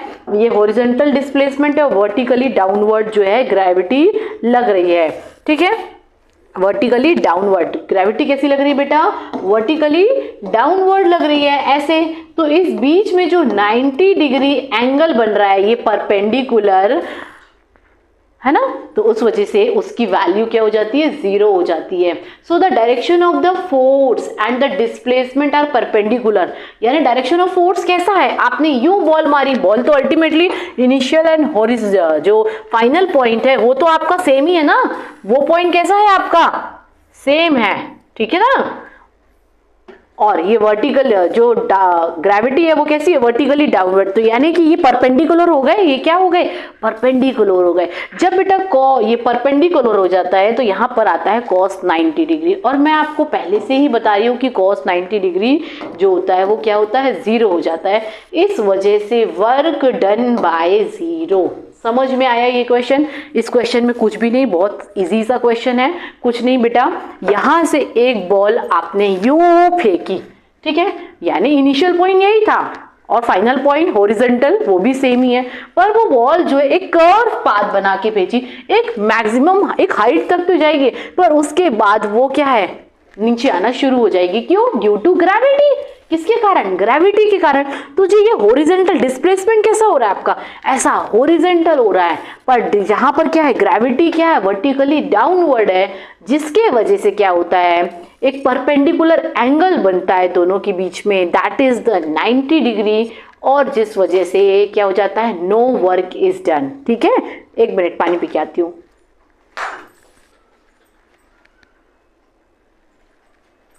जिसकी वजह से क्या बेटा? कोई भी वर्क जो है नहीं होता है ना। नो वर्क इज डन हो जाता है। चलिए, तो ऐसे कुछ एनर्जी के क्वेश्चंस आपकी बुक में दिए हुए हैं। हम इन सारे क्वेश्चंस को बेटा देख लेते हैं, है ना, कि एनर्जी के क्वेश्चन है। सपोज ये गर्ल क्या कर रही है? सुमा स्विमिंग कर रही है। बेटा स्विमिंग कर रही है तो ये बताओ वर्क डन है कि नहीं है? ऑफ कोर्स है, क्योंकि पानी को काटते हुए वो क्या कर रही है? उसका डिस्प्लेसमेंट हो रहा है। क्या हो रहा है? डिस्प्लेसमेंट हो रहा है, तो वर्क डन। अभी ये डोंकी, डोंकी कुछ नहीं बेटा, चुपचाप अपनी लोड कैरी करके खड़ा हुआ है, कोई भी डिस्प्लेसमेंट उसका नहीं है, तो वर्क डन जो है नहीं है। Wind mill is lifting water from the well. अभी ये क्या है, विंड मिल लगी है। विंड मिल क्या है, बकेट से वाटर को ऊपर की तरफ क्या कर रही है, खींच रही है, यानी इस बकेट का क्या हो रहा है, डिस्प्लेसमेंट हो रहा है। Then green plant is carrying out photosynthesis. कुछ नहीं, ये ग्रीन प्लांट बेटा ये तो बायोलॉजिकल प्रोसेस चल रही है यहाँ पर, है ना, यहाँ पर इसका बायोलॉजिकल प्रोसेस चल रहा है। Then engine is pulling a train. ये ट्रेन जो है, ये इंजन क्या कर रहा है, ये इस ट्रेन को पूरा क्या कर रहा है, खींच रहा है, यानी कि सारे जो डिब्बे हैं इंजन के उनका क्या हो रहा है, डिस्प्लेसमेंट हो रहा है। And food grains are getting dried in the sun. उसमें से मॉइस्चर्स निकाला जा रहा है। That is not the work done, है ना। Sail boat is moving due to wind energy. ये सेल बोट जो है बेटा क्या करी, विंड एनर्जी के थ्रू पानी को क्या कर रही है, काट रही है, और अल्टीमेटली इस सेल बोट का क्या हो रहा है, डिस्प्लेसमेंट हो रहा है। तो यहाँ पर ये जो है वर्क डन कहलाएगा। ठीक है, आ गए सारे क्वेश्चंस। चलिए अभी यहाँ पर हम कुछ सैटेलाइट के क्वेश्चंस करेंगे कि सैटेलाइट जो है अर्थ पर रोटेट होती है। सेट क्या क्वेश्चन बेटा ये है कि सैटेलाइट जो है क्या है,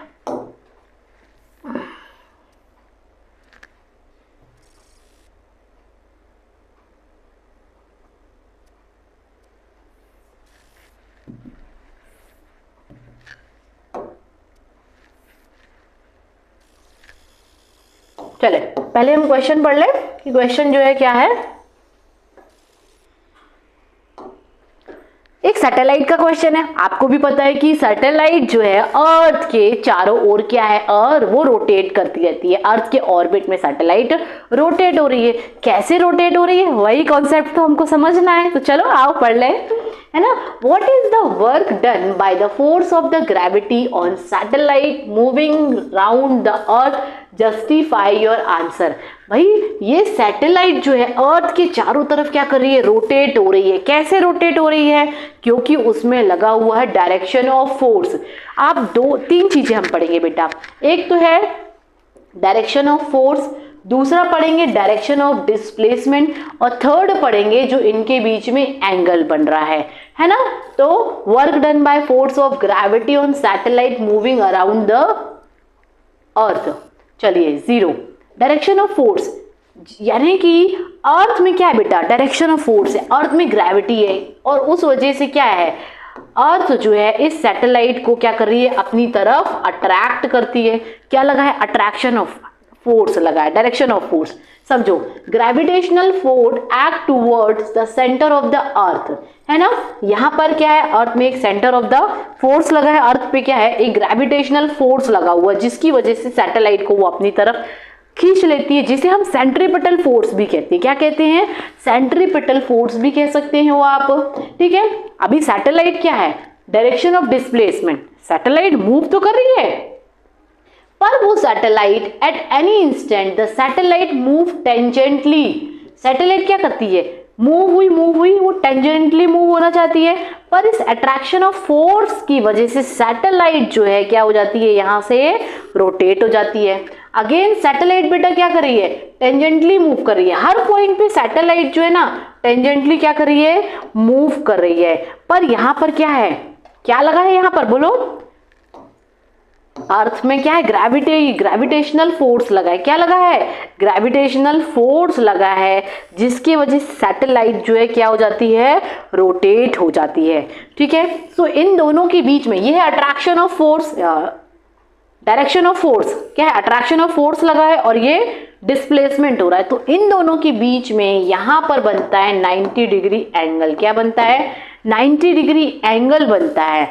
the angle between the direction of the force and the direction of the displacement, है ना। समझ में आया कि डायरेक्शन ऑफ फोर्स और डायरेक्शन ऑफ डिस्प्लेसमेंट के बीच में 90 डिग्री एंगल बनता है, जो कि क्या होते हैं, एक दूसरे के परपेंडिकुलर होते हैं। क्या होते हैं, एक दूसरे के परपेंडिकुलर होते हैं। और आपको भी पता है बेटा, जहां 90 डिग्री बैठ जाता है तो 90 डिग्री की वैल्यू हो जाती है 0, यानी वर्क डन क्या है, 0। Work done 0। आंख बंद करके अगर दो चीजें क्या है, परपेंडिकुलर हो जाए, जब डायरेक्शन ऑफ डिस्प्लेसमेंट और डायरेक्शन ऑफ फोर्स, जब परपेंडिकुलर हो जाए एक दूसरे के तो वो क्या है 90 डिग्री लग जाएगा, और 90 डिग्री की वैल्यू कितनी, cos 90 की वैल्यू कितनी होती है 0, यानी कि वर्क डन क्या हो जाएगा 0। तो वर्क डन का फॉर्मूला लगाया force into displacement, cos theta कितना है बेटा, cos थीटा आप जो है यहाँ पर पुट कर दो, कितना बोलो, फोर्स लगा भाई, दोनों फोर्स भी है और डिस्प्लेसमेंट भी है, तो दोनों पर क्या है, कितने डिग्री एंगल बना, cos 90 डिग्री एंगल। जब cos 90 डिग्री एंगल बनता है तो इसकी वैल्यू हो जाती है 0। तो अल्टीमेटली जब फोर्स और डिस्प्लेसमेंट से मल्टीप्लाई करोगे तो 0, यानी कि 0 वर्क डन। आंसर क्या हो जाएगा 0 वर्क डन। कुछ नहीं है, बहुत इजी सा क्वेश्चन है, टू मच इजी क्वेश्चन, ठीक है। कुछ नहीं बेटा, समझो फिर से, यानी सैटेलाइट अर्थ पे क्यों रोटेट कर रही है, 3 चीजों की वजह से। पहली चीज है अर्थ में ग्रेविटेशनल फोर्स। अर्थ क्या करती है, किसी भी चीज को अपनी तरफ अट्रैक्ट कर रही है, तो यहाँ पर सेंट्रीपिटल फोर्स के कारण क्या है, सैटेलाइट को वो अपनी तरफ क्या कर रही है, अट्रैक्ट कर रही है। दूसरा, सैटेलाइट डिस्प्लेस तो हो रही है टेंजेंटली, पर इस डायरेक्शन ऑफ फोर्स की वजह से वो क्या करती है, अपने कर्व पाथ में वापस से सर्कुलर पाथ में क्या हो जाती है, टर्न हो जाती है। तो दोनों के बीच में क्या है बेटा 90 डिग्री एंगल बन जाता है। क्यों, क्योंकि दोनों परपेंडिकुलर हो जाते हैं, 90 डिग्री एंगल बन जाता है। और जब 90 डिग्री एंगल की वैल्यू मैंने आपको हमेशा बताई है कि कितनी होती है, 0 होती है। सो आया समझ में, आ गया, कॉन्सेप्ट क्लियर है। बढ़े आगे, चलो बढ़ते हैं, बहुत सारे न्यूमेरिकल क्वेश्चंस हैं। अभी एक क्वेश्चन है, कुछ नहीं, ये पर्सन अपने सिर पर हे लेके खड़ा है। क्या लेके खड़ा है बेटा, हे लेके खड़ा है, ठीक है। ये हे जो है 30 मिनट तक, क्या 30 मिनट तक लेके खड़ा है। अब बताओ यहाँ पर, and get tired, of course है ना, लेके खड़ा है, उसके बाद क्या हो गया, टायर्ड हो गया, भैया थक गया। And has he done some work और नॉट, जस्टिफाई योर आंसर। अब आप बताओ कि उसने कुछ वर्क किया कि नहीं किया। चलो फॉर्मूला लगा देते हैं। वर्क डन का फॉर्मूला बोलता है फोर्स इंटू, ओहो डिस्प्लेसमेंट से मुझे बार बार ना यही निकलता है ना, डिस्प्लेसमेंट हुआ। अभी देखो, और cos 90 पुट कर दो, क्यों, क्योंकि परपेंडिकुलर है फोर्स और डिस्प्लेसमेंट। अब डिस्प्लेसमेंट हो ही नहीं रहा, डिस्प्लेसमेंट क्या है यहाँ पे 0 है इसका डिस्प्लेसमेंट। वो खड़ा है, डिस्प्लेसमेंट क्या हो गया 0 हो गया। तो जब डिस्प्लेसमेंट 0 हो गया तो क्या हो गया, cos थीटा की जो वैल्यू है, जो भी cos थीटा यहाँ पे बन रहा है, cos थीटा की जो वैल्यू है वो सब कुछ क्या हो जाएगा 0 हो जाएगा। यानी कि हम बोल सकते हैं 0 वर्क डन, 0 वर्क डन। आया समझ में, नहीं आया एक बात और समझाती हूँ। ये मैन है, एक क्या करता है, हे को 30 मिनट तक ले रहा है, क्या ये इसे 30 मिनट तक कैरी कर रहा है, क्या कर रहा है 30 मिनट तक कैरी करके खड़ा है, बस थक गया। डिस्प्लेसमेंट नहीं हो रहा उसका place, only he stand like this. Displacement is what 0। जब डिस्प्लेसमेंट 0 हो जाएगा तो वर्क डन क्या हो गया 0 हो गया। समझ में आ रहा, बहुत इजी क्वेश्चन है ना। आपके बुक में बहुत इजी क्वेश्चन है बेटा, आपसे ना बन जाएंगे, बस पढ़ते रहो।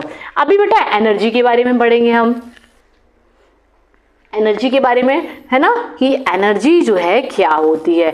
तो आपकी बुक में कई प्रकार की, सबसे पहले एनर्जी जो है नाइदर कैन क्रिएट और नॉर डिस्ट्रॉय, है ना। एनर्जी बेटा ना तो बनाई जा सकती है ना ही डिस्ट्रॉय की जा सकती है, only it can be transmitted from one two another, ठीक है। वो क्या कहलाती है एनर्जी। आप बोलोगे मैम एनर्जी तो वो कहलाती जो हम खाना खाते हैं और फूड से एनर्जी ऑब्टेन करते हैं, वो तो ठीक है, पर और भी एनर्जी है जो आपके सिलेबस में है, तो उसे भी हमें पढ़ना है। तो चलो आओ थोड़ा सा देख लेते हैं। एनर्जी की जो डेफिनेशन है, it means capacity to define work. क्या, energy is the capacity to do work and causes changes. अभी एनर्जी देखो आपके बुक में काइनेटिक है, पोटेंशियल एनर्जी है, इलेक्ट्रिकल एनर्जी है, ये मैकेनिकल विंड एनर्जी है, न्यूक्लियर एनर्जी है, केमिकल है, थर्मल है, साउंड एनर्जी, बहुत सारी एनर्जी है।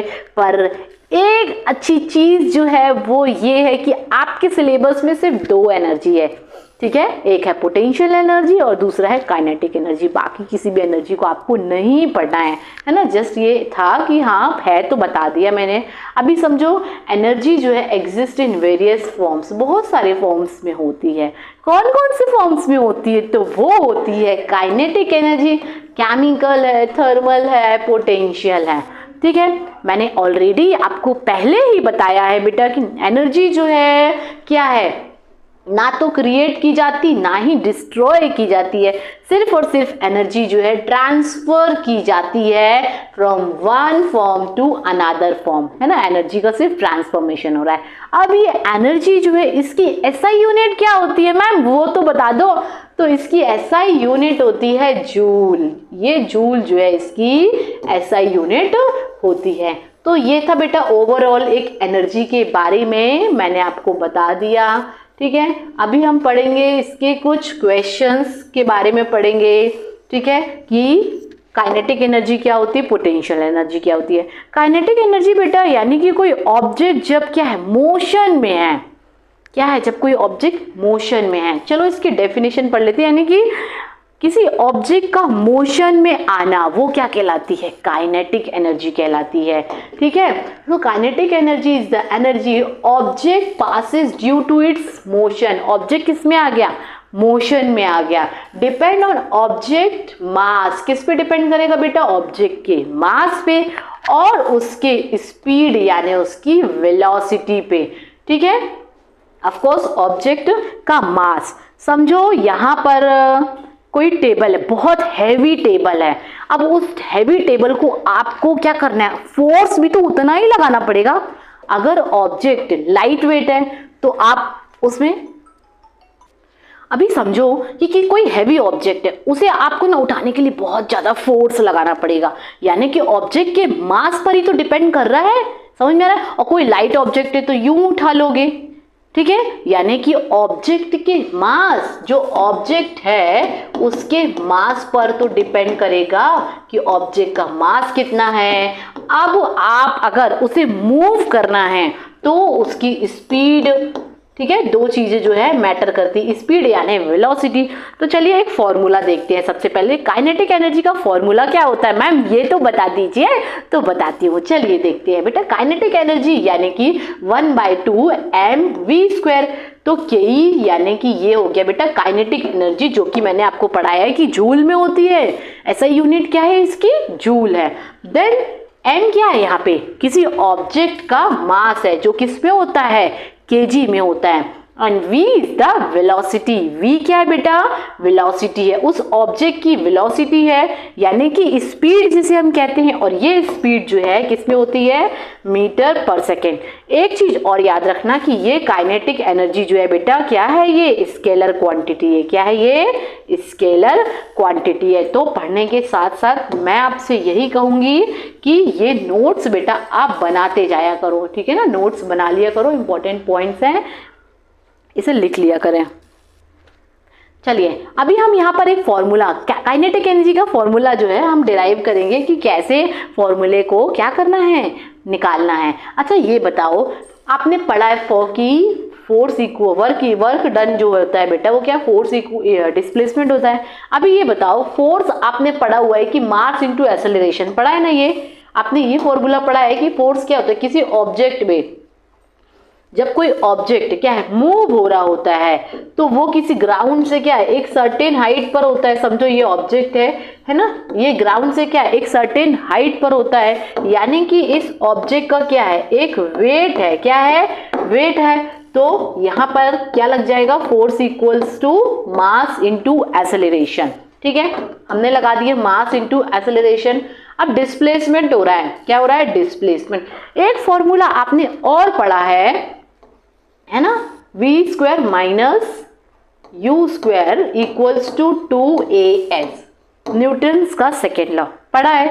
अब हमें s की वैल्यू निकालनी है, तो ये s, इसे हम पूरा ट्रांसफर कर दें, है ना, v² minus u² upon 2a equals to s। तो हमें s की वैल्यू मिल गई s की वैल्यू। तो आप क्या करो, ma, s की जगह रखो v square minus u square upon 2a। ठीक है, ये a से ये a कैंसिल कर दिया।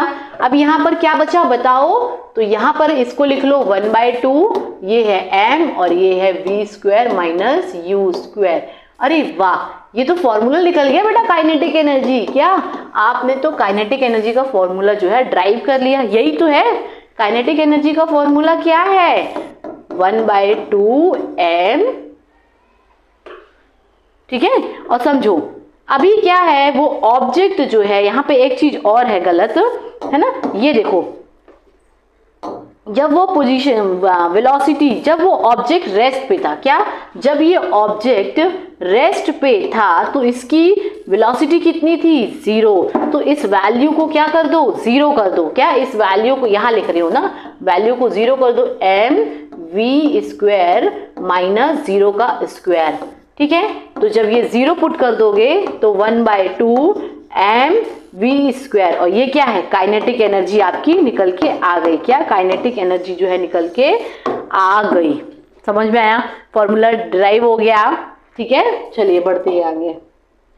अभी हम एक क्वेश्चन करेंगे। क्वेश्चन जो है कैसा है, क्वेश्चन देखो यहाँ पे कि कोई ऑब्जेक्ट, थक जाते हो, कितनी जल्दी थक जाते हो। हाँ, अभी हम तो पढ़ा रहे, हम तो नहीं थके, आप क्यों थके, है ना। पढ़ते समय थोड़ा सा ये सोचो कि हाँ मुझे वीडियो कंप्लीट करना है, मुझे इसके न्यूमेरिकल क्वेश्चंस करने हैं। ठीक है, थकना नहीं है, हार नहीं माननी इतनी जल्दी। अभी तो क्लास 10th, जब यहाँ बेस स्ट्रॉन्ग करोगे तब तो क्लास 10th और अच्छा होगा ना आपका। चलिए ठीक है, करें क्वेश्चन, आ जाओ। कोई ऑब्जेक्ट जिसका मास कितना है 15 kg। बेटा ये 15 kg इसका मास है। ठीक है, वो मूव हो रहा है uniform velocity 4 metre per second. ठीक है, कितनी है इसकी वेलोसिटी 4 मीटर पर सेकेंड। चलो लिख लो कि ऑब्जेक्ट जो है इसका मास कितना है 15 kg और वेलोसिटी कितनी है 4 मीटर पर सेकेंड से ये क्या मूव हो रहा है। अब बोल रहा है भैया, अब ये व्हाट ही सेइंग कि kinetic energy possessed by the object. Kinetic energy का फॉर्मूला क्या होता है बोलो। So ma'am kinetic energy means KE1, है ना। अच्छे से ऐसे करती हो ना क्लास में, ऐसे नहीं करना है, सीधा बोलो 1/2 mv स्क्वायर। समझ में आ रहा है। सो 1/2 मास कितना है बोलो 15। Very good, mass is 15, velocity is 4 का स्क्वायर। यही है ना, वेलोसिटी 4 दी हुई है ना यहाँ पे, ये देखो वेलोसिटी कितनी दी है 4 दी हुई है। आ रहा समझ में। चलिए तो 1/2 15 इंटू 4 इंटू 4, काट दो इसको, 2 1 जा 2 2 जा, तो कितना आ गया ये 15 इंटू 4 इंटू 2, तो कितना हो जाएगा 4 2 जा 8 और 15 8 जा 120 जूल। तो यहाँ पर काइनेटिक एनर्जी कितनी निकल के आई 120 जूल निकल के आई। चलिए समझ में आया, बहुत इजी सा क्वेश्चन है, बहुत आसान क्वेश्चन है। कैसे करना है देखो, सबसे पहले क्या दिया है, ये ऑब्जेक्ट जो है इसका मास कितना दिया 15 kg, ये लिख के रखा है ना, ये लिख दिया मैंने। वेलोसिटी कितनी है बेटा इसकी 4 मीटर पर सेकेंड। ठीक है, अभी बोल रहा है काइनेटिक एनर्जी निकालो, फॉर्मूला पुट कर दिया 1/2 mv स्क्वायर। मास कितना पुट किया मैंने 15, वेलोसिटी कितनी है 4 का स्क्वायर। 4 का स्क्वायर किया तो इसको 2 2 जा से मैंने काट दिया, है ना, 2 1 जा 2 और 2 2 जा 4, काट दिया, कितना बचा 15 4 2 लिख दिया, 4 2 जा 8 और 15 8 जा 120।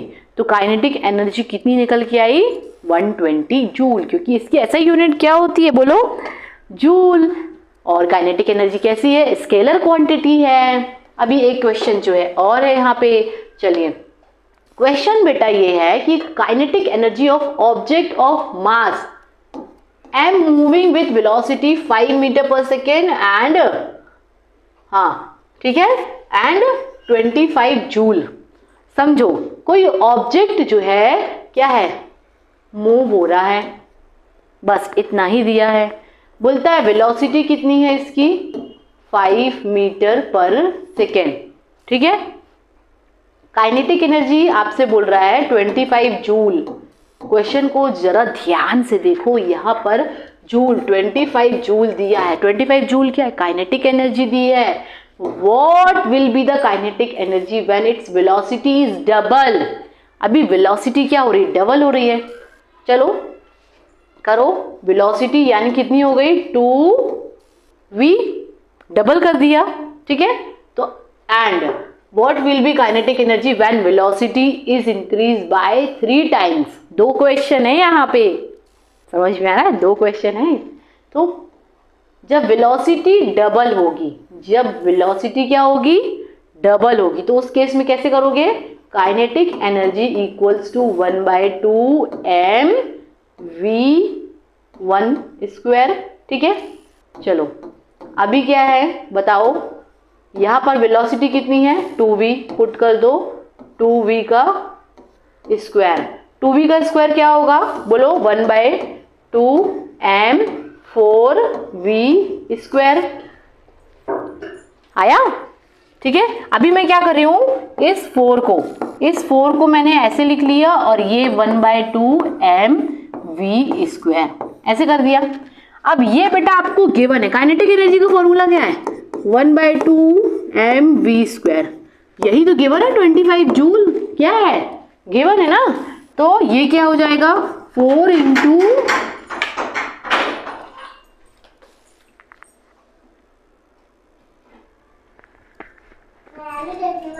चुप चुप चुप। तो काइनेटिक एनर्जी बेटा कितनी दी गई है? 25 जूल यहाँ पे आपको दी है, ठीक है। 25 जब आप इसका मल्टीप्लाई करोगे, 25 4 से कितना होता है? 100। कितना होता है? 100 जूल। तो ये केस 1 सॉल्व हो गया। This is the case 1। यहाँ से आपका है ना 2 क्वेश्चन है, तो ये क्वेश्चन 1 है यहाँ से, ठीक है। चलिए अभी कोई नहीं है, पंखा चल रहा है ना। तो अभी काइनेटिक एनर्जी समझो। अभी काइनेटिक एनर्जी क्या है? हाँ चलो, अभी वेलोसिटी बेटा क्या बोल रहा है? Velocity is increase by 3 times. समझो, जब वेलोसिटी कितने टाइम्स इंक्रीज हो रही हो? 3 टाइम्स, तब बोल रहा है काइनेटिक एनर्जी निकालो। तो काइनेटिक एनर्जी का फॉर्मूला क्या है? सेम फॉर्मूला तो वही लगेगा, mv है ना स्क्वायर, ठीक है। ये v2 है। देन समझो काइनेटिक एनर्जी क्या है? 1/2 m, कितना? 3v square. क्यों? क्योंकि ये 3v है ना, क्वेश्चन में ही गिवन है 3v। अभी क्या होगा? 1/2 मास कितना है? हाँ ठीक है, ये हो जाएगा 9v का स्क्वायर। 9v, फिर क्या हो जाएगा? इस 9 को क्या करो? बाहर निकालो और अंदर बचेगा 1/2 mv स्क्वायर, ठीक है। अभी मुझे ये बताओ कि 1/2 mv स्क्वायर कितना दिया है? बोलो कितना दिया है? 25 जूल। क्वेश्चन में गिवन है ना ये काइनेटिक एनर्जी तो है। 25 जूल क्या है? दी हुई है, ठीक है। तो इसका मल्टीप्लाई करोगे तो कितना आ जाएगा? 25 9 जा 225 जूल। आंसर आ गया आंसर, है ना। लिख लीजिए इसको, ठीक है। तो ये था आपका क्वेश्चन, आया समझ में? चलिए आगे बढ़े, है ना। अगला क्वेश्चन करते हैं हम। इस क्वेश्चन में कुछ नहीं था, एक बार वेलोसिटी डबल करनी है, एक बार वेलोसिटी ट्रिपल करनी है, ठीक है। तो बस जो स्क्वायर वाली वैल्यू थी उसको बाहर निकाल लो, कैलकुलेट कर लो, आंसर आ जाएगा। चलिए अभी यहां पर हम, अच्छा एक चीज क्या होती है आपके साथ बताओ, कि पढ़ते पढ़ते ना आपका मन ना कहीं और ही चला जाता है ना। यानी कि किन्हीं चीजों में खोज, किसी दूसरी चीजों में खो जाती हो और यहाँ पढ़ने से दिमाग डाइवर्ट हो जाता है। तो ऐसे में क्या करना, और इस समय ऐसा होता है कि इसमें ना बहुत टाइम निकल जाता है, आधे घंटे निकल जाते, 1 घंटे निकल जाते हैं, है ना। घर पे जब सोचते हो 1 शॉट लेक्चर देख लेता हूँ, 1 मिनट का शॉर्ट देख लेता हूँ, और देखते देखते कहीं और ही निकल गए। तो ऐसे में क्या करना है आपको? कुछ नहीं, पकड़ के अपने मन को लाओ और वापस से पढ़ने में लगाओ। इट्स अ नेचुरल फिनोमिना है ना बेटा, ये सबके साथ होता है। तो बस कुछ भी नहीं, जब भी मन भटके तो अपने मन को वापस से पकड़ के लाना है और पढ़ने में लगाना है। तो चलो अब इसी बात पे हम एक एनर्जी थ्योरम यहाँ पर शुरू करेंगे कि ये जो वर्क एनर्जी थ्योरम है इट मीन्स क्या हुआ ये। So work done bye all the forces, क्या इट मीन्स काइनेटिक एनर्जी में क्या हो रहा है बेटा, चेंजेस आ रहे हैं। क्या है, जब kinetic energy change in kinetic energy work, कैसे, फाइनल माइनस इनिशियल। तो एक फॉर्मूला यहाँ पर आता है कि kinetic energy final minus kinetic energy है ना इनिशियल, यानी कि ओवरऑल जो है काइनेटिक एनर्जी का वर्क डन कितना है। चलो तो हम एक क्वेश्चन सॉल्व कर लें यहाँ पर। चलिए आइए, a certain force acting on 20 kg मास, है ना, यानी कितना है बेटा, कोई मास जो कि कितना है 20 kg का है। Then its velocity from 5 metre per second to metre per second. समझो बेटा, कोई एक ऑब्जेक्ट यहाँ पर मास है, ठीक है। अब इसकी वेलोसिटी क्या होता है, जब ये वेलोसिटी, पहले इसकी स्पीड कितनी थी, 5 मीटर पर सेकेंड थी, अब उसकी स्पीड जो है कितनी आ गई है, 2 मीटर पर सेकेंड। ऐसे उसकी वेलोसिटी क्या हो गई है, यहाँ पर 2 मीटर पर सेकेंड है। Calculate the work done by the force, है ना। तो अब आपको यहाँ पर क्या निकालना है, वर्क डन निकालना है। तो यहाँ पर आप लिखोगे कि फाइनल वेलोसिटी, ये दो क्वेश्चन है। पहला बोलता है change its velocity from 5 metre per second, ठीक है, कितनी है वेलोसिटी, 5 मीटर पर सेकेंड है। हाँ चलो इसको कंबाइन करके करेंगे। तो फॉर्मूला क्या होता है काइनेटिक एनर्जी का, मुझे बताओ। काइनेटिक एनर्जी का फॉर्मूला होता है ना, ये क्या, के फाइनल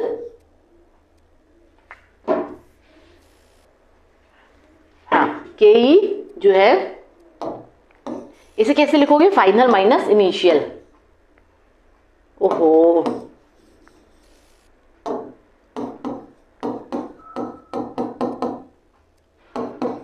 फाइनल माइनस इनिशियल, ठीक है,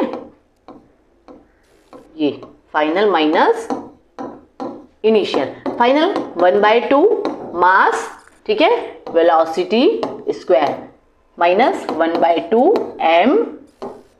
अभी एक v1 एंड v2 कर देते हैं। v1 कितना है बेटा, 5 मीटर पर सेकेंड, कितना है 5 मीटर पर सेकेंड, और ये है 2 मीटर पर सेकेंड। v2 आपका कितना है, और ये है v1।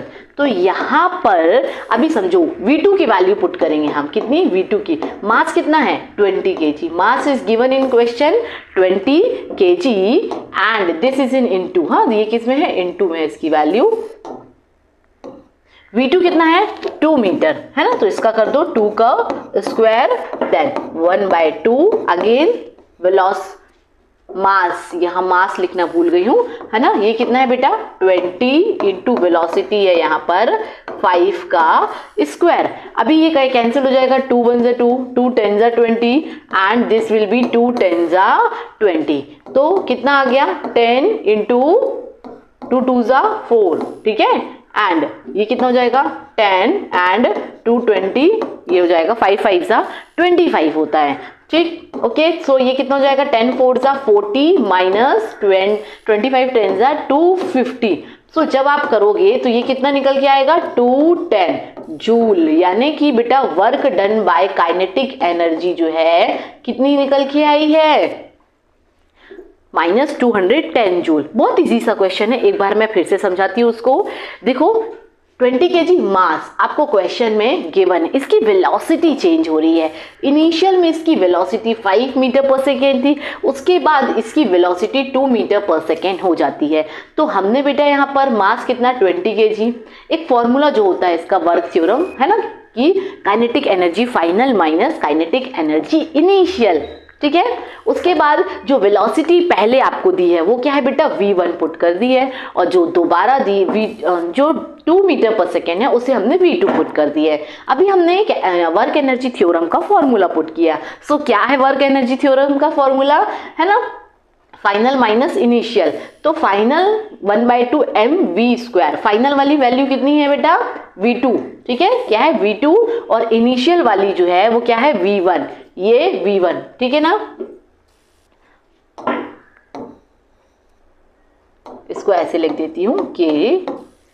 ठीक, अभी देखो यहाँ पे V2 की वैल्यू कितनी है, V2 है, क्वेश्चन में था 2 मीटर पर सेकेंड। ओके, और V1 जो है कितना दिया है, ये 5 मीटर पर सेकेंड, तो हमने ये 5 पुट कर दिया। फिर वो तो सिंपल 2 10 जा 20 है ना, 10 आ गया, और 2 2 जा 4, तो ये 10 इंटू 4 इंटू 10 किया तो कितना आ गया, 4 आ गया।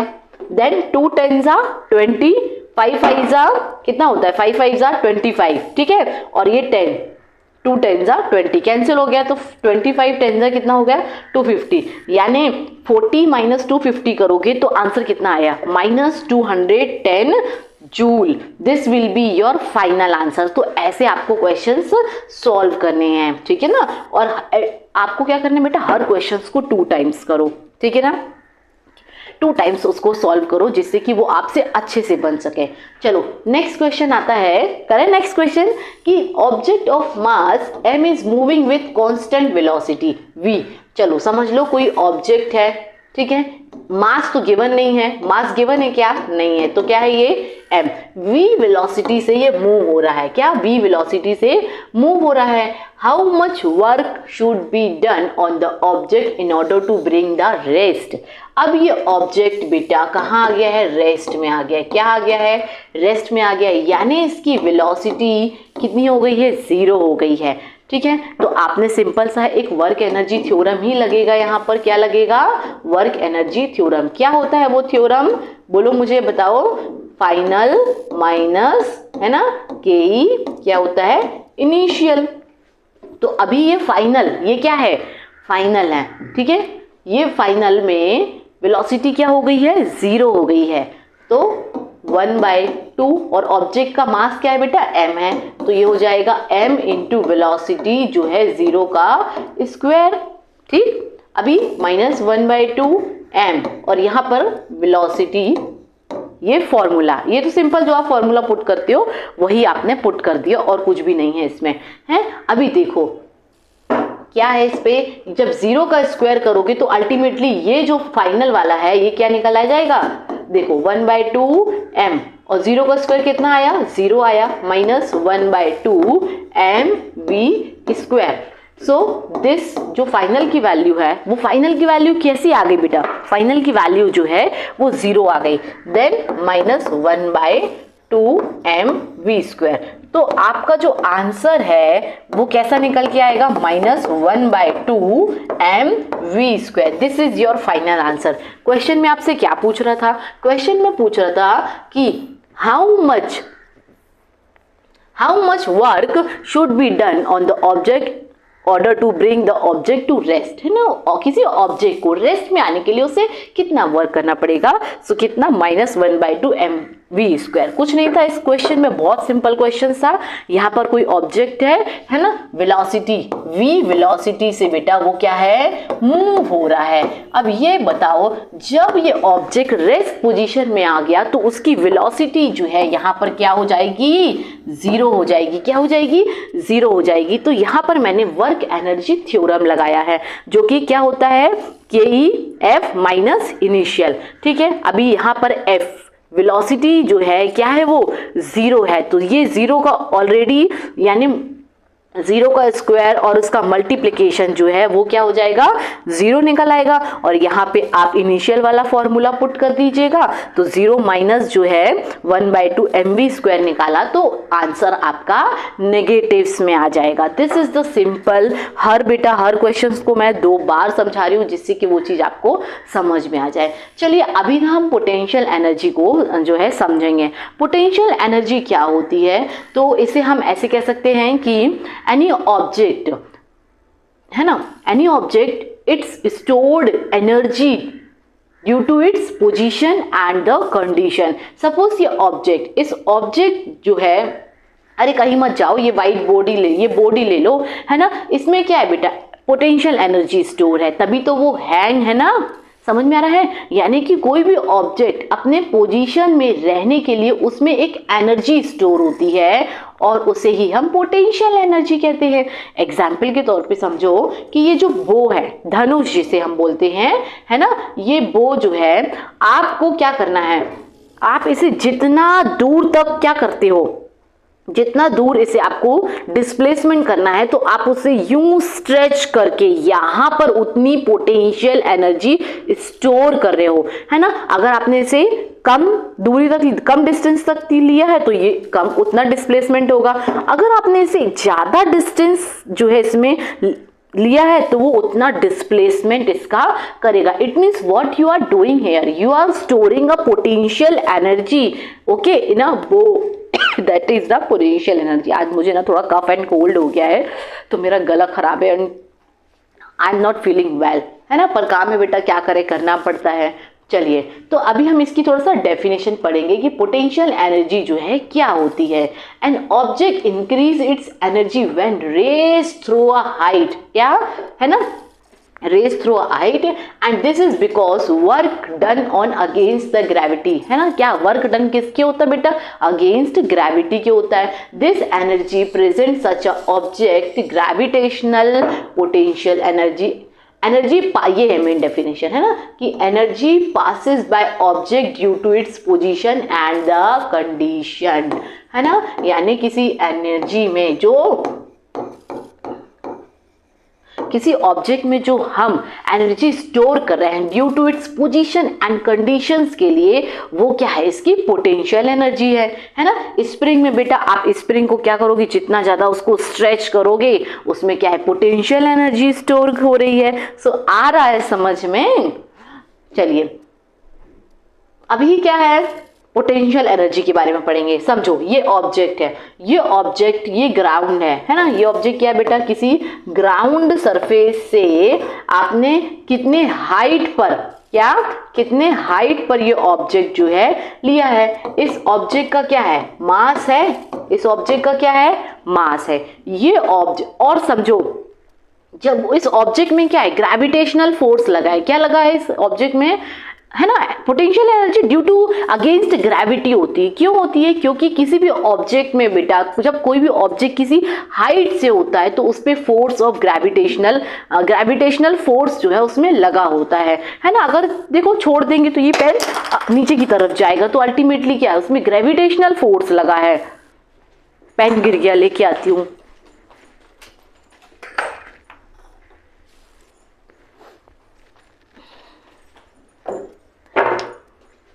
चलिए, है ना। तो इसी तरीके से कुछ नहीं, वो ऑब्जेक्ट है, ऑब्जेक्ट का अपना मास है और वो ऑब्जेक्ट ग्राउंड से कितना है, हाइट पर है। हाइट मींस डिस्टेंस, ठीक है ना। एंड ये जो इसमें क्या है, ग्रेविटी है। क्या है कि हर एक ऑब्जेक्ट में क्या होता है बेटा, हर एक ऑब्जेक्ट की अपनी ग्रेविटी होती है और वो ग्रेविटी हम बताएंगे आगे कितनी होती है। तो इसीलिए इसका जो पोटेंशियल एनर्जी का जो फॉर्मूला निकल के आता है, क्या आता है, मास, यानी उस ऑब्जेक्ट का मास, उस ऑब्जेक्ट में क्या लगा है, ग्रेविटेशनल फोर्स लगा है, एंड व्हाट, हाइट, ठीक है, फ्रॉम द। चलिए अभी पढ़ लेते हैं इसका फॉर्मूला, यानी पोटेंशियल एनर्जी का फॉर्मूला क्या निकल के आया, mgs।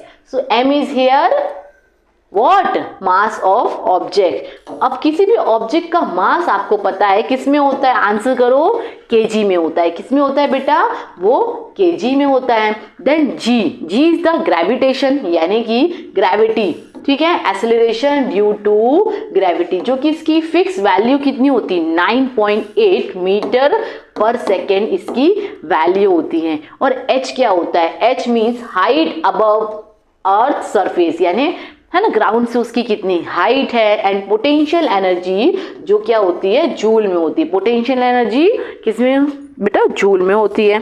तो ये हो गया। अभी हम यहाँ पर एक क्वेश्चंस करेंगे। क्या करेंगे, क्वेश्चन करेंगे। अरे डॉक्टर साहब जो है क्या है आपके लिए, साइंटिस्ट है ना, आपके लिए एक बहुत ही प्यारा सा क्वेश्चन लेके आए हैं। अच्छा, ये जो डॉक्टर है ये बीच बीच में क्यों आ जाते हैं, ये आपको रिमाइंड कराने आते हैं कि you will be science student, है ना, कि या तो आप आगे जाके मैथ स्टूडेंट बनोगे या फिर आप साइंस स्टूडेंट बनोगे। चलिए, तो क्वेश्चन हम पढ़ लेते हैं। Find the energy possesses by object of mass 10 kg। अच्छा, कोई ऑब्जेक्ट है और उस ऑब्जेक्ट का जो मास है वो कितना है बेटा, 10 kg है। When it height 6 metre above the ground, ठीक है, ऐसे, यानी कि ये ऑब्जेक्ट है ठीक है, इसका हाइट कितनी है, कितनी दे रहा है 6 मीटर, ग्राउंड से इसकी हाइट कितनी है 6 मीटर, और ये मास इसका कितना है, मास है 10 kg। देन इसकी ग्रेविटी 9.8, ग्रेविटेशनल फोर्स कितना है बेटा 9.8।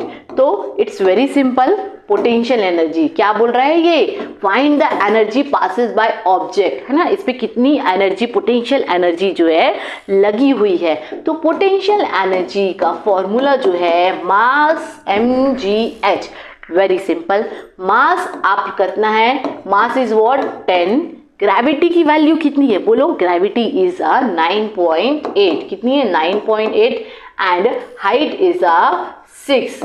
व्हेन यू कैलकुलेट, है ना, 10 kg 9.8 एंड 6 मीटर, तो आपका आंसर जो है वो किस में आ गया 588 जूल। क्यों, मैंने बताया आपको पोटेंशियल एनर्जी जो है वो बेटा इसकी एसआई यूनिट क्या है, जूल है, ठीक है ना। कुछ नहीं था इस क्वेश्चन में, ये भी क्वेश्चन बहुत इजी था, है ना, कि यहाँ पर कोई ऑब्जेक्ट जिसका मास 10 kg है, ग्राउंड से उसकी हाइट कितनी है 6 मीटर है, और उस पे क्या लगी है बेटा, ग्रेविटी लगी है, जो कि क्या होती है 9.8।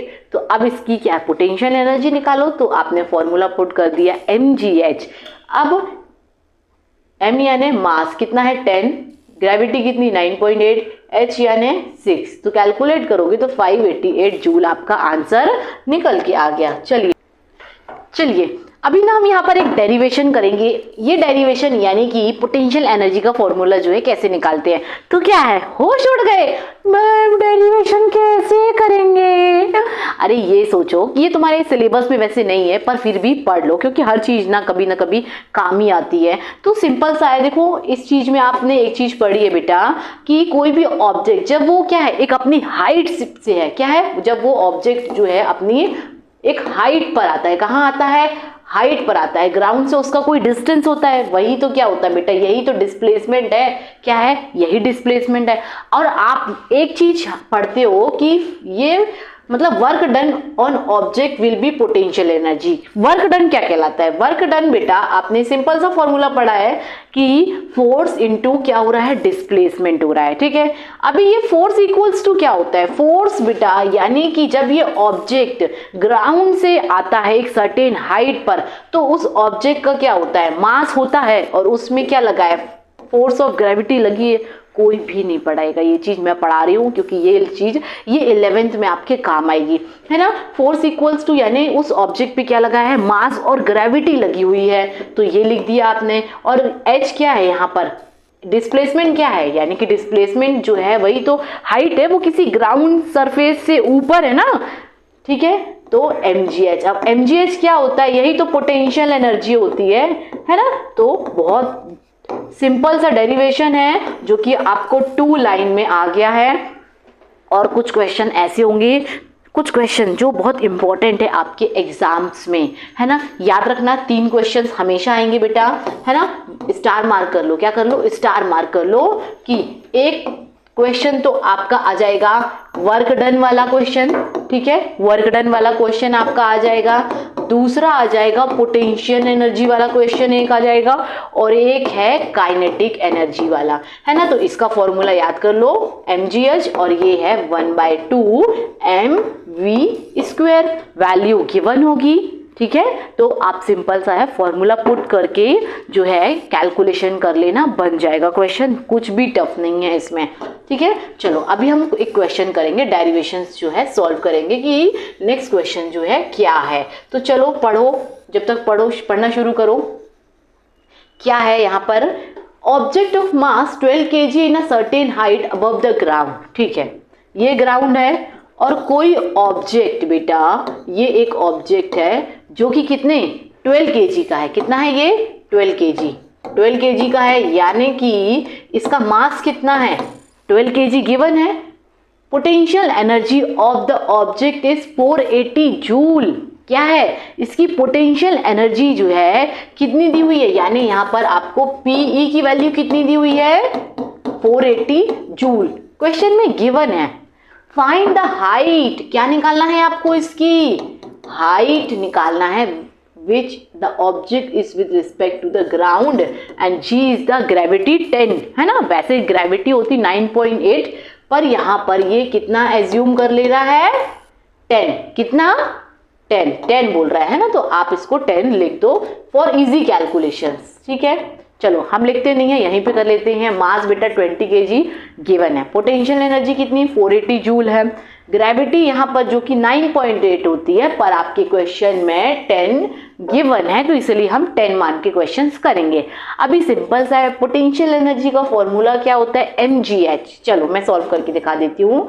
पोटेंशियल एनर्जी जो है mgh, ये पोटेंशियल एनर्जी कितनी दी हुई है आपको, 480, है ना, ये क्वेश्चन में दी हुई है, ये 480।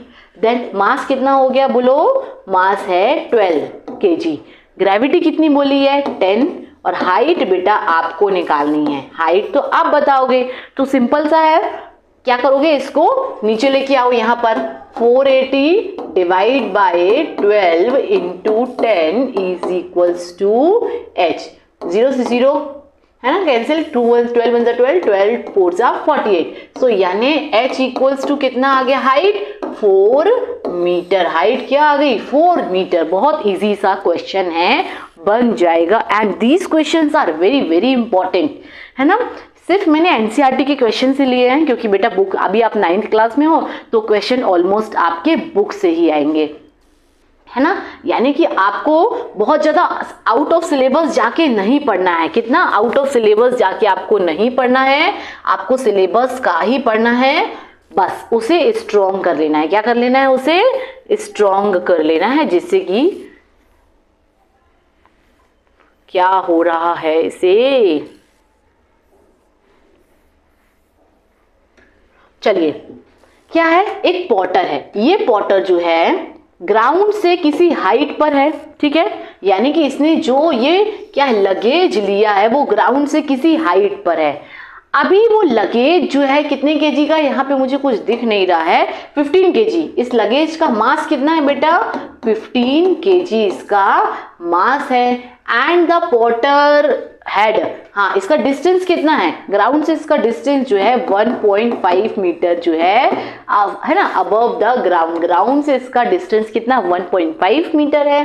Calculate the work done bye on him luggage, अब बताओ कि कितना है। तो देखो क्वेश्चन में क्या क्या गिवन है, 1.5 मीटर हाइट जो है दी हुई है। ग्रेविटी यहाँ क्वेश्चंस में बोल रहा है कि कितनी है ग्रेविटी, यहाँ पे 10, कितनी है ग्रेविटी 10 मीटर पर सेकेंड है।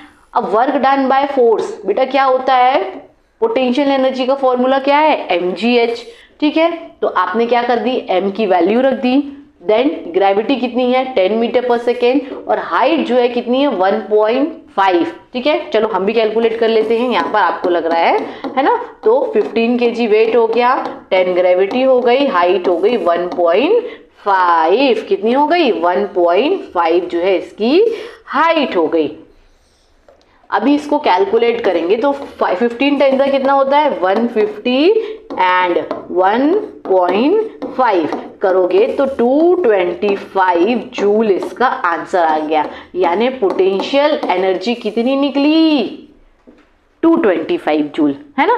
सबसे पहला काम आपका ये है कि देखना है कि क्वेश्चन में आपको क्या गिवन है ना। सबसे पहला काम आपका बेटा क्या है, आपको ये चेक करना है कि क्वेश्चन में आपको क्या गिवन है। तो लिखो, है ना, जो भी गिवन हो, क्या जो भी क्वेश्चन में गिवन है उन वैल्यूज को आपको लिख लेना है।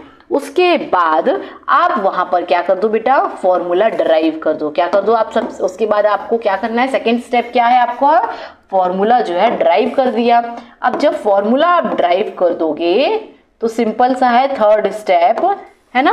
फर्स्ट स्टेप क्या है, क्या गिवन है वो लिखो। सेकेंड स्टेप क्या है बेटा, फॉर्मूला ड्राइव करो। सेकेंड स्टेप क्या करोगे, फॉर्मूले को ड्राइव करो। एंड थर्ड स्टेप जो है ना, वैल्यूज को क्या कर दो, पुट कर दो और कैलकुलेट कर दो, आंसर आ गया। 3 स्टेप्स के क्वेश्चन है आपके, 3 स्टेप्स के, ठीक है।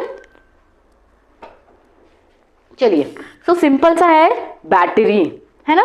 बैटरी जो है, a battery light a bulb, describe the energy changes involve in the process. Battery है हम सबके घर में होती है, और ये बैटरीज में क्या होता है बेटा, केमिकल्स होते हैं। क्या होते हैं उसमें ना, केमिकल एनर्जी स्टोर होती है, और ये केमिकल एनर्जी जो है इलेक्ट्रिकल एनर्जीज के थ्रू ट्रांसफर होते हुए, है ना, आप देखते हो कि क्या है, heat energy and light energy जो है वो प्रोड्यूस करती है। तो बहुत सिंपल सा क्वेश्चन है ये, तो हलवा सा क्वेश्चन है, बन जाएगा आपसे।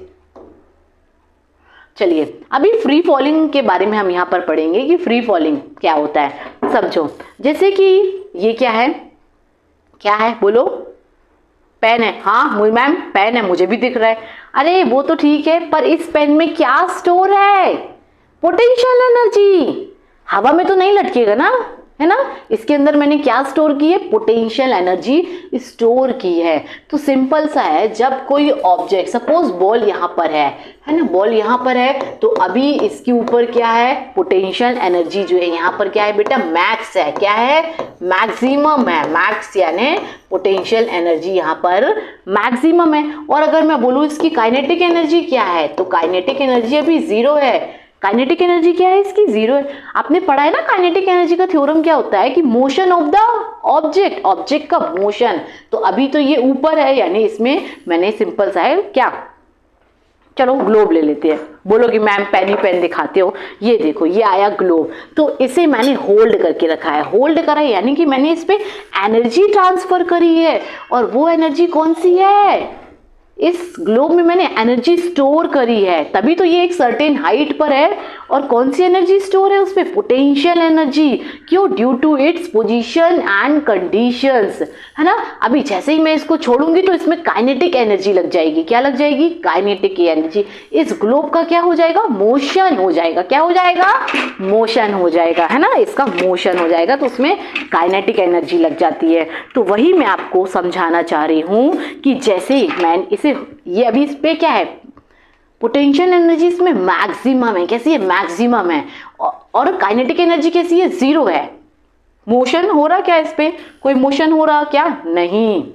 पर जैसे ही मैं इसे छोड़ूंगी तो इसमें काइनेटिक एनर्जी लग जाती है। कौन सी, काइनेटिक एनर्जी लग जाती है, और पोटेंशियल एनर्जी डिक्रीज होने लगती है। क्या होती है, पोटेंशियल एनर्जी डिक्रीज होने लगती है ना। तो समझो इसको, जैसे ये बॉल एक सर्टेन हाइट पर थी, तो यहाँ पर पोटेंशियल एनर्जी मैक्सिमम थी, काइनेटिक एनर्जी 0 थी। जैसे ये बॉल यहाँ पर आती है तो इसमें क्या है, पोटेंशियल एनर्जी क्या है बेटा, डिक्रीज हो गई। क्या हो गई, डिक्रीज हो गई। और यहाँ पर क्या हो गई, काइनेटिक एनर्जी लग जाती है। क्या आ गई, काइनेटिक एनर्जी जो है यहाँ पर आ गई, है ना। मोशन हो गया, क्या हो गया, काइनेटिक एनर्जी जो है आ गई, है ना। क्यों, क्योंकि ऑब्जेक्ट जो है वो क्या हो गया, मोशन में आ गया, प्लस वेलोसिटी भी आ गई। क्या हो गई, इसकी वेलोसिटी यहाँ पर आ जाती है।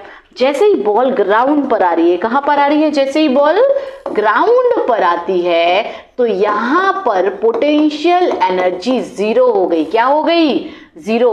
वेलोसिटी क्या हो गई, यहां पर वेलोसिटी जो है वो भी क्या हो गई, 0 हो गई।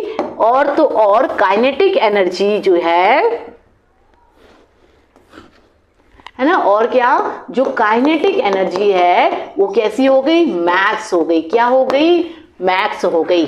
तो आया कॉन्सेप्ट समझ में, है ना। कुछ नहीं, अपोजिट चलते हैं ये और क्वेश्चन, इसके कुछ न्यूमेरिकल क्वेश्चंस भी हम देखेंगे।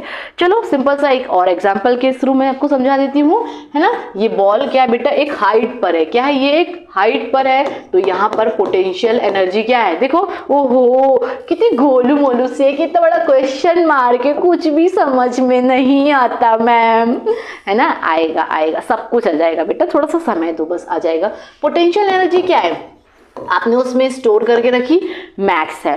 फिर काइनेटिक एनर्जी अभी क्या है उसमें बेटा, 0 है। जैसे ये ऑब्जेक्ट नीचे आता है तो वेलोसिटी क्या हुई, इसकी वेलोसिटी, इसमें वेलोसिटी लग गई, यानी उस ऑब्जेक्ट में क्या आ गया, मोशन, स्पीड आ गई ना, वेलोसिटी यानी स्पीड। देन यहाँ पर क्या है, काइनेटिक एनर्जी क्या है ना, काइनेटिक एनर्जी मैक्स हो गई और पोटेंशियल एनर्जी 0 हो गई। चलो तो इसके न्यूमेरिकल अब हम सॉल्व करना शुरू करेंगे कि object of mass 40 kg is raise to height of 5 metre above the ground. ये जो ऑब्जेक्ट है इसका मास कितना है, 40 kg। कितना मास है? 40 kg। और ये जो हाइट आपको दिख रही है कितनी है? 5 मीटर फ्रॉम द ग्राउंड। कितनी हाइट है इसकी? 5 metre. What is the potential energy if the object is allowed to fall? अभी बताओ कि इसकी पोटेंशियल एनर्जी क्या है। तो फॉर्मूला कुछ याद आ रहा है? फॉर्मूला क्या है मैम? एम है ना, G एंड H। तो आपको पता है कि ग्रेविटी तो लगी होती है किसी भी ऑब्जेक्ट में, है ना। मास कितना है बेटा? बोलो 40 kg। कितना है मास? 40। देन ग्रेविटी कितनी है? 10। देन यहाँ पर हाइट कितनी है? 5 मीटर।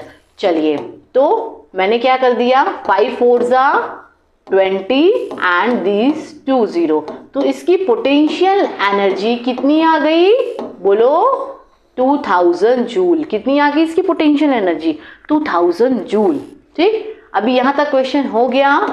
अब next, find its kinetic energy when it's half way down, है ना। यहां तक आ गया अभी। अब ये बोल रहा है अब इसकी काइनेटिक एनर्जी आप निकालो जब वो हाफ वे डाउन होता है। क्या होता है? Half way down. फुल था तो कितना था? 5 मीटर। और ये हाफ वे डाउन हो गया है, यानी कि H इक्वल्स टू 2.5 मीटर, है ना, हाफ वे डाउन। तो काइनेटिक एनर्जी का फॉर्मूला बताना मुझे जरा, क्या होता है? कितना होता है? 1/2 mv²। वेट पढ़ाते पढ़ाते क्या है, प्यास लगाती है, तो पानी पीना बहुत जरूरी होता है। चलिए, तो अभी हम करेंगे 1/2। मास कितना है? 40 kg। वेलोसिटी कितनी है मैम? नहीं मालूम। अच्छा, नहीं मालूम। अच्छा, ये बताओ, वेलोसिटी का एक न्यूटन सेकेंड लॉ में आप एक फॉर्मूला पढ़ते हो, v² - u² एंड 2as।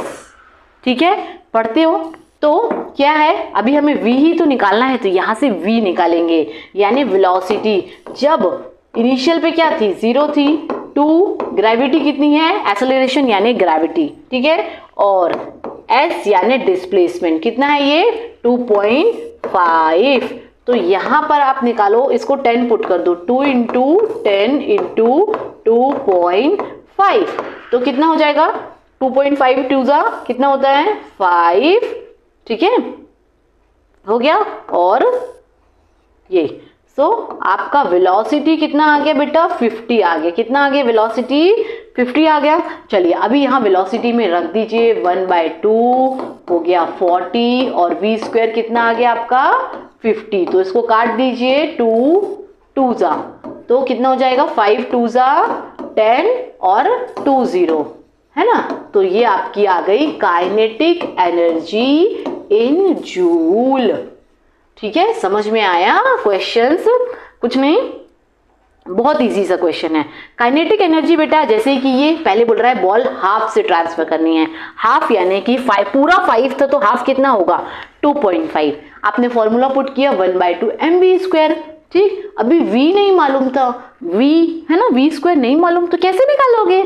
तो निकालोगे कि आपने न्यूटन सेकेंड लॉ फॉर्मूला पढ़ा है, v² - u² equals to 2as।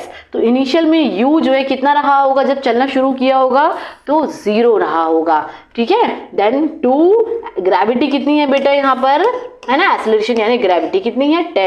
10 put कर दिया, 2.5। तो 2.5 का मल्टीप्लाई 2 से हुआ तो आ गया 5 और 0, यानी v² की वैल्यू कितनी आई? 0 आई। देन यहाँ पर आपने क्या है?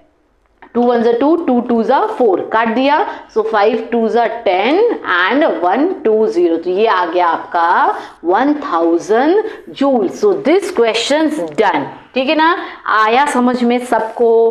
क्लियर है बिल्कुल? चलिए आगे बढ़े, फिर बढ़ते हैं आगे। एक क्वेश्चन और सेम क्वेश्चन है, these are the same question है ना, 2 बार टाइप हो गया है। अभी हम यहाँ पर पढ़ेंगे बेटा लॉ ऑफ कंजर्वेशन के बारे में। पेंडुलम आपने देखा है ना, पेंडुलम कैसा होता है? ये पेंडुलम एक बार ऐसा जाता है, फिर ऐसा आएगा, फिर ये पोजीशन पे आएगा, 1 कंप्लीट ऑसिलेशन। आपने साउंड में पढ़ा है, पेंडुलम एक बार ऐसा गया, फिर यूं आया, फिर ये एक कंप्लीट ऑसिलेशन कहलाता है। तो हम यहाँ पर पढ़ेंगे कि क्या है। चलिए Illustrate the law of the conservation of energy by discussing the energy change. Energy क्या हो रही है? चेंज हो रही है. कैसे? Which occur when we draw a pendulum bob to one side and allow it to oscillate. ठीक है, pendulum क्या हो रहा है? Oscillate हो रहा है. What does the bob reprint eventually come to rest? कब rest होगा? And happen to its energy eventually. It is a violation of the law of the conservation of energy. चलिए पेंडुलम बना लिया. अब हम पेंडुलम में क्या है देखते हैं. यानी एनर्जी का क्या हो रहा है बेटा? कंजर्वेशन हो रहा है. एनर्जी का कंजर्वेशन हो रहा है. मैक्स पोटेंशियल एनर्जी है ना. मैक्स पोटेंशियल एनर्जी कब होती है? जब वो पेंडुलम क्या है? एक सर्टेन हाइट पे जा रहा है. जब ये पेंडुलम है ना किसी हाइट, देखो यहां से किसी हाइट पर जाएगा ना ये पेंडुलम, तो तब इसकी पोटेंशियल एनर्जी कैसी हो जाएगी? मैक्स हो जाएगी. समझो, जब पेंडुलम क्या है किसी हाइट पर जाता है तो उसकी पोटेंशियल एनर्जी मैक्स हो जाती है और वहीं काइनेटिक एनर्जी उसकी क्या होती है? जीरो होती है. क्यों? क्योंकि उस समय पेंडुलम मोशन नहीं कर रहा होता है ना. आके ऐसा आ गया. ठीक है, ये स्टॉप है. अभी क्या है? And has zero kinetic energy. Kinetic energy कैसी है? Zero. And the maximum potential energy due to its height. क्या मैक्सिमम पोटेंशियल एनर्जी मैक्सिमम क्यों है? इट्स ड्यू टू हाइट के कारण, है ना. हाइट के कारण पोटेंशियल एनर्जी मैक्सिमम होती है. सेम वैसे ही conservation of the kinetic energy. अभी पेंडुलम क्या है? नीचे आया. अभी ये पेंडुलम ऐसा था, ये पेंडुलम अब क्या है? नीचे आया. तो यहाँ पर पोटेंशियल एनर्जी कैसी हो गई? जीरो हो गई. ठीक है, एंड काइनेटिक एनर्जी मैक्स हो गई. क्यों? क्योंकि पेंडुलम में मोशन हो गया. पेंडुलम में क्या आ गया? मोशन आ गया. और हाइट क्या हो गई? जीरो. वेलोसिटी हाइट जो है जीरो हो गई, है ना. So as the bob swing downward, है ना, ये क्या है? डाउनवर्ड की तरफ आया. So its potential energy converted to kinetic energy. क्या है? पोटेंशियल एनर्जी किस में कन्वर्ट हो गई? काइनेटिक एनर्जी जो है उसमें क्या है? कन्वर्ट हो गई. काइनेटिक एनर्जी इंक्रीज हो गई वहां पे. Max kinetic energy it means lowest point of the swing. Pendulum Bob has maximum kinetic energy. जैसे ये नीचे आता है तो काइनेटिक एनर्जी सिंपल सा है, क्या हो गई बेटा? मैक्सिमम हो गई. एंड पोटेंशियल एनर्जी जो है मिनिमम हो गई. ऑलमोस्ट मिनिमम क्या? जीरो हो जाती है. क्या हो जाती है? जीरो हो जाती है. तो यही था लॉ ऑफ कंजर्वेशन. क्या है? जब सिंपल सा अपोजिट है. पोटेंशियल एनर्जी मैक्स कब होती है? जब वो ग्राउंड से किसी हाइट पर होता है. उस कंडीशन में काइनेटिक एनर्जी आपकी जीरो होती है. और जैसे ही पेंडुलम नीचे आता है तो पोटेंशियल एनर्जी काइनेटिक एनर्जी में कन्वर्ट हो जाता है, जिससे कि काइनेटिक एनर्जी मैक्सिमम हो जाती है और पोटेंशियल एनर्जी जो है जीरो हो जाती है ना.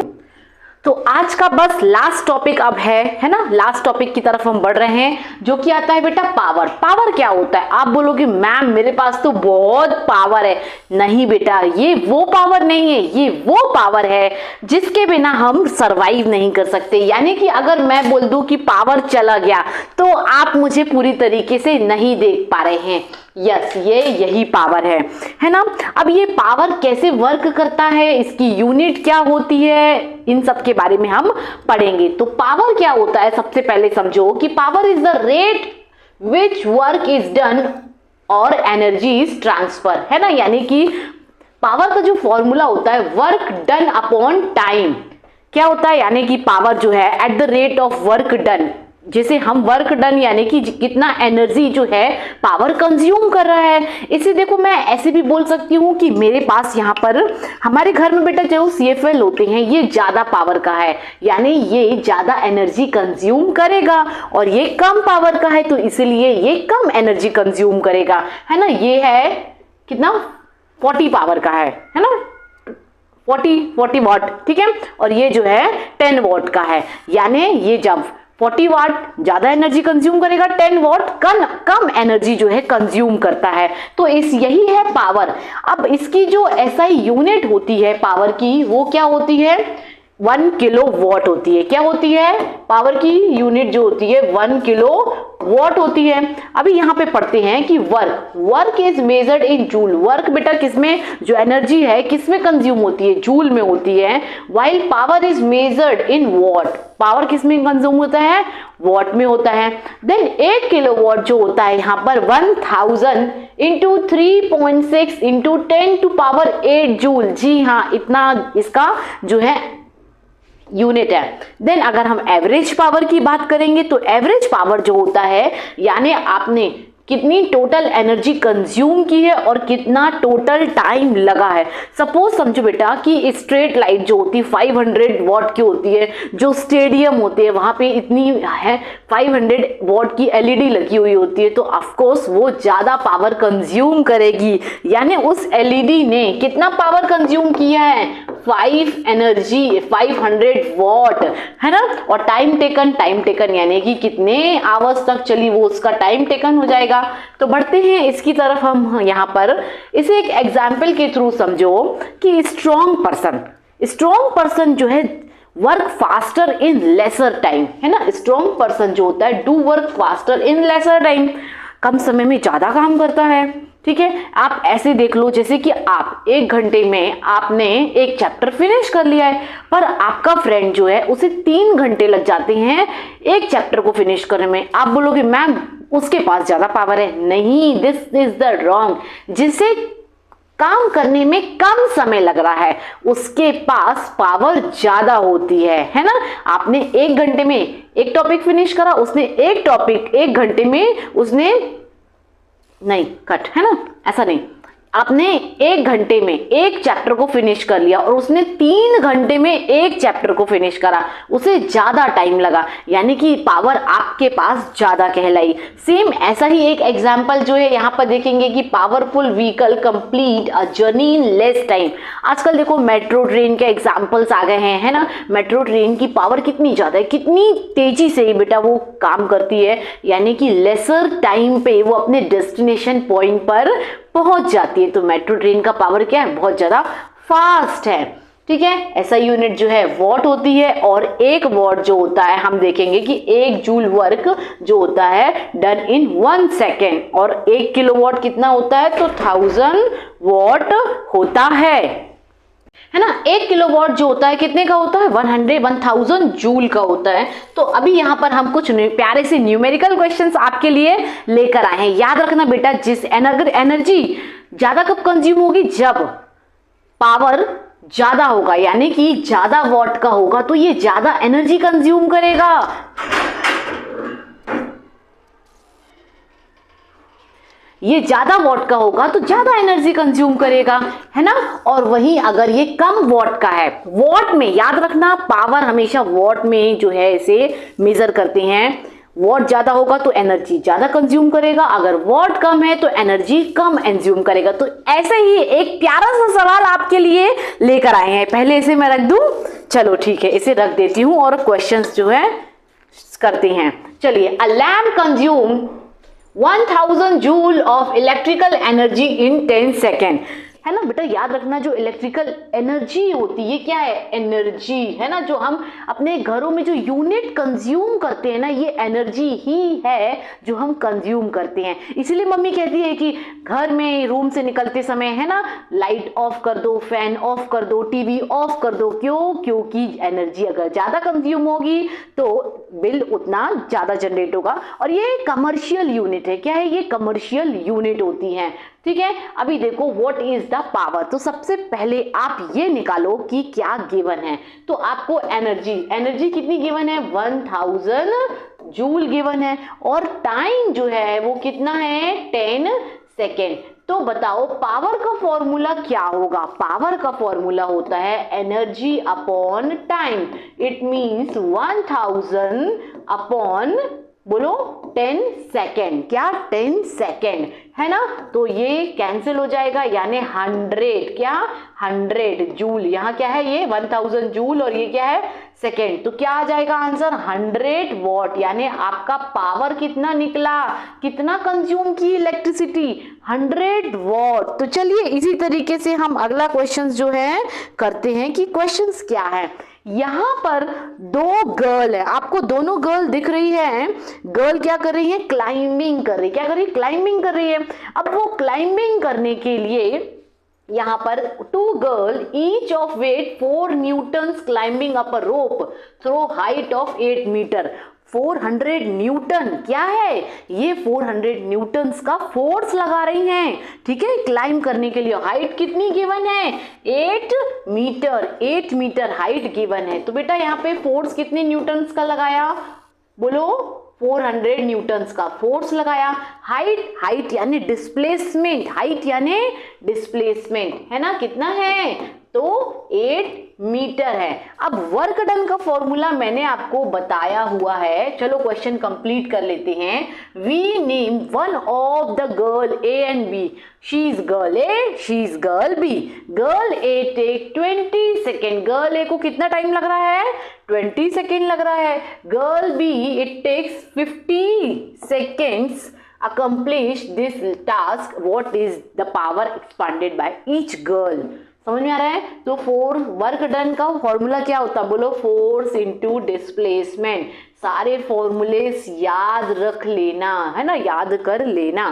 फिर बताओ फोर्स कितने न्यूटन्स का लगा, 400 न्यूटन्स का फोर्स लगा, डिस्प्लेसमेंट कितना हुआ 8, यानी वर्क डन कितना किया उसने, 3200 न्यूटन, कितना 3200 न्यूटन्स का उसने यहाँ पर, ठीक है, वर्क डन हुआ, यानी इतनी एनर्जी उसने कंज्यूम करी। अभी देखो गर्ल ए को पावर, अब क्या निकालना है, पावर। पावर का टाइम क्या होता है बताओ, टोटल एनर्जी कंज्यूम, क्या, टोटल एनर्जी कंज्यूम है ना, यानी कि कितनी एनर्जी उसने कंज्यूम करी और कितना टाइम उसको लगा। तो जो गर्ल ए है, बोलो 3200 एनर्जी उसने कंज्यूम करी, उसे कितना टाइम लग रहा है, उसे लग रहा है 20 सेकेंड, कितना 20 सेकेंड लग रहा है ना। तो ये कैंसिल होगा तो कितना आएगा, 2 1 जा 2 6 जा और 0, 160 वॉट। पावर हमेशा किस में आती है, वॉट में आती, किस में आती है, वॉट में आती है। और वही गर्ल 2, अब हम गर्ल 2 का निकालेंगे तो चलो ये गर्ल 2 को कितना पावर लगा, तो 3200 तो उसने एनर्जी कंज्यूम की। सेम हाइट जा तो उतना ही रही ना, वो चढ़ तो उतना ही रही है, टाइम ज्यादा लग रहा है किसी को टाइम कम लग रहा है ना, तो इसे लगते हैं 50 सेकेंड। तो अगर ये कैंसिल होगा, 5 6 जा 30, 5 4 जा 20, कितना आता है 64 वॉट। तो गर्ल ए को चढ़ने में कितना समय लगा, 160 वॉट का उसे पावर लगता है, और गर्ल बी जो है उसे 64 वॉट का पावर लगता है। तो आया समझ में सबको। चलिए हम आगे बढ़ते हैं, नेक्स्ट करते हैं। नेक्स्ट क्वेश्चन क्या है, electric heater is raised 1500 what. एक इलेक्ट्रिक हीटर बेटा आपको ये दिखाई दे रहा है जिसका वॉट पावर कितना है, 1500, कितना पावर है इसका, 1500 वॉट है। How much energy does it use 10 hour, oh my god 10 hours तक चल रहा है, ठीक है। तो चलिए एनर्जी पूछ रहा है, तो सबसे पहले पावर का फॉर्मूला क्या होता है, energy consume divide by time. अभी आपसे पूछता है एनर्जी निकालो, तो ये एनर्जी आपको निकालनी है। इस एनर्जी का बेटा क्या कर दो, क्रॉस मल्टीप्लाई कर दो। तो जब ये आप क्रॉस मल्टीप्लाई करोगे तो पावर इनटू टाइम होगा, ठीक है। और बेटा आपको पावर कितना दिया हुआ है, कितने 1500 वॉट। यहाँ पे P इक्वल क्या है, 1500 वॉट का को पावर दिया है, एंड टाइम कितना है 10 आवर्स, कितना 10 आवर्स, ठीक है। तो चलिए यहाँ पे वैल्यू पुट करेंगे, क्या करेंगे, वैल्यू पुट करेंगे। ये आएगा 1500 इंटू टाइम 10, तो आंसर क्या हो गया 15,000। आ गया आंसर मैम, आ गया आंसर, नहीं अभी नहीं आया है ना। इसे किलोवाट में क्या करना है, आपको चेंज करना है ना, क्या किलोवाट में एनर्जी को चेंज करना है। तो क्या करोगे, 15,000 डिवाइड बाय 1000, ठीक है। तो कितना निकला, 15 किलोवाट का एनर्जी, कितनी एनर्जी निकली, एनर्जी ही निकाल रहे थे ना, तो कितनी एनर्जी निकल रही है यहाँ पर, 15 किलोवाट एनर्जी जो है निकल कर आ रही है, ठीक है। समझ में आया। चलिए एक और क्वेश्चन यहाँ पर करते हैं। अब ये certain house hold has consume 250 unit, आपके घर में 250 यूनिट कंज्यूम हो रही है। कंज्यूम क्या की, यानी एनर्जी क्या निकल के आई है बेटा यहाँ पर 250 unit of energy during a month. पूरे मंथ में हमने 250 यूनिट्स का कंजम्पशन किया है। How much energy in this joule, चलिए निकालो अब कितनी एनर्जी लगी है ना। तो हम अच्छा ये बताओ 1 किलोवाट में कितना होता है, तो 1000 जूल होता है इंटू 3.6 इंटू 10⁻6। कितनी एनर्जी कंज्यूम हो रही है, 250 एनर्जी जो है यूनिट्स कंज्यूम हुई है। तो आप क्या करोगे 250 मल्टीप्लाई कर दिया और यहां पर है ना कर दो इसका 36 यानी कि इसमें जितने जीरो हैं 36 मल्टीप्लाई करोगे तो यहां पर 250 यूनिट इंटू 36 इतनी वैल्यू का मल्टीप्लाई करोगे है ना। क्यों, क्योंकि ये वैल्यू जो आपके पॉइंट में गिवन है तो इसको कर लो, उसे कन्वर्ट कर लो है ना। तो यहां पर आपका वैल्यू जब मल्टीप्लाई करोगे तो जो डिजिट है बेटा वो कुछ इस तरीके से आएंगे, यानी आपका आंसर हो जाएगा 9.10⁶ है ना जूल। ठीक है, समझ में आ रहा है ना 10⁸ जूल। सो ये ओवरऑल एक्सप्लेनेशन था। चलिए समझ में आया सबको है ना। ये एक क्वेश्चन बहुत ही प्यारा क्वेश्चन, एक क्वेश्चन और आपके सामने आता है। Find the energy in joule consumed in 10 hours bye 4 device of power. समझ में आ रहा है, ऐसे आपके पास कितने डिवाइस लगे हैं, 4 डिवाइस लगे हैं। तो चलिए एक तो ये हो गया, सेकंड ये हो गया, थर्ड ये हो गया और फोर्थ जो है ये हो गया। तो ईच डिवाइस जो है कितने जूल की है, बताओ कितने जूल एनर्जी कंज्यूम कर रही है, 500 वॉट है ना। ईच डिवाइस जो है वो कितना पावर कंज्यूम कर रही है, बोलो कितना पावर कंज्यूम कर रही है। तो यहां पर 500 वॉट जो है कंज्यूम कर रही है। उसके बाद यहां पर कितने हीटर लगे हैं, 4। कितने डिवाइस है टोटल, 4 डिवाइस है। तो टोटल डिवाइस कितनी हो जाएगी, बोलो टोटल डिवाइस जो है वो कितनी हो गई, 4 हो गई है ना। तो 4 इंटू 500 यानी कि टोटल कितना पावर कंज्यूम किया, बोलो 2000। कितना 2000 वॉट है ना। पावर किस में होती है, वॉट में होती है। तो इतना पावर जो है कंज्यूम कर लिया। अब पूछता है कितना टाइम लगा इसको, 10 आवर्स। कितना टाइम लगा, 10 आवर्स लगे। तो एनर्जी निकालो है ना। टाइम कितना दिया है, 10 आवर। कितना दिया है टाइम, 10 आवर्स दिया हुआ है। तो क्या निकालना है, ये है टाइम। तो क्या निकालना है, एनर्जी। तो एनर्जी बेटा क्या होती है, power equals to energy divide by time है ना। तो क्या निकालना है आपको, निकालना है एनर्जी निकालना है। तो ये फॉर्मूला लगाएंगे आप। अभी पावर कितना है, हमने कितना निकाला 20,000 इक्वल्स टू एनर्जी निकालना है, टाइम 10 आवर्स है। क्रॉस मल्टीप्लाई कर दीजिए तो एनर्जी इक्वल्स टू क्या हो जाएगा 20,000। कितना आ गया 20,000। अब हमें आंसर किस में आएगा बेटा, बोलो 1000 से डिवाइड कर दो तो 20 किलोवाट है ना। 20 किलोवाट जो है एनर्जी कंज्यूम करी। ये था फाइनल आंसर। समझ में आ रहा है। तो मेरे ख्याल से न्यूमेरिकल क्वेश्चंस जरूर करो, ठीक है। प्रॉब्लम आती है उसे बार बार दोहराओ, प्रैक्टिस करो। क्या गिवन है, क्या पूछ रहा है, कौन सा फॉर्मूला वहां पर पुट होगा, बस इतनी ही चीजें आपको करनी है। चलिए हमारा और आपका साथ यहीं तक था, फिर मिलते हैं किसी और चैप्टर के वीडियो में, ठीक है। नीचे कमेंट करके बता दीजिएगा कि अगला चैप्टर जो है आपको, अगला वीडियो आपको किस चैप्टर में चाहिए। चलिए ओके, बाय बाय।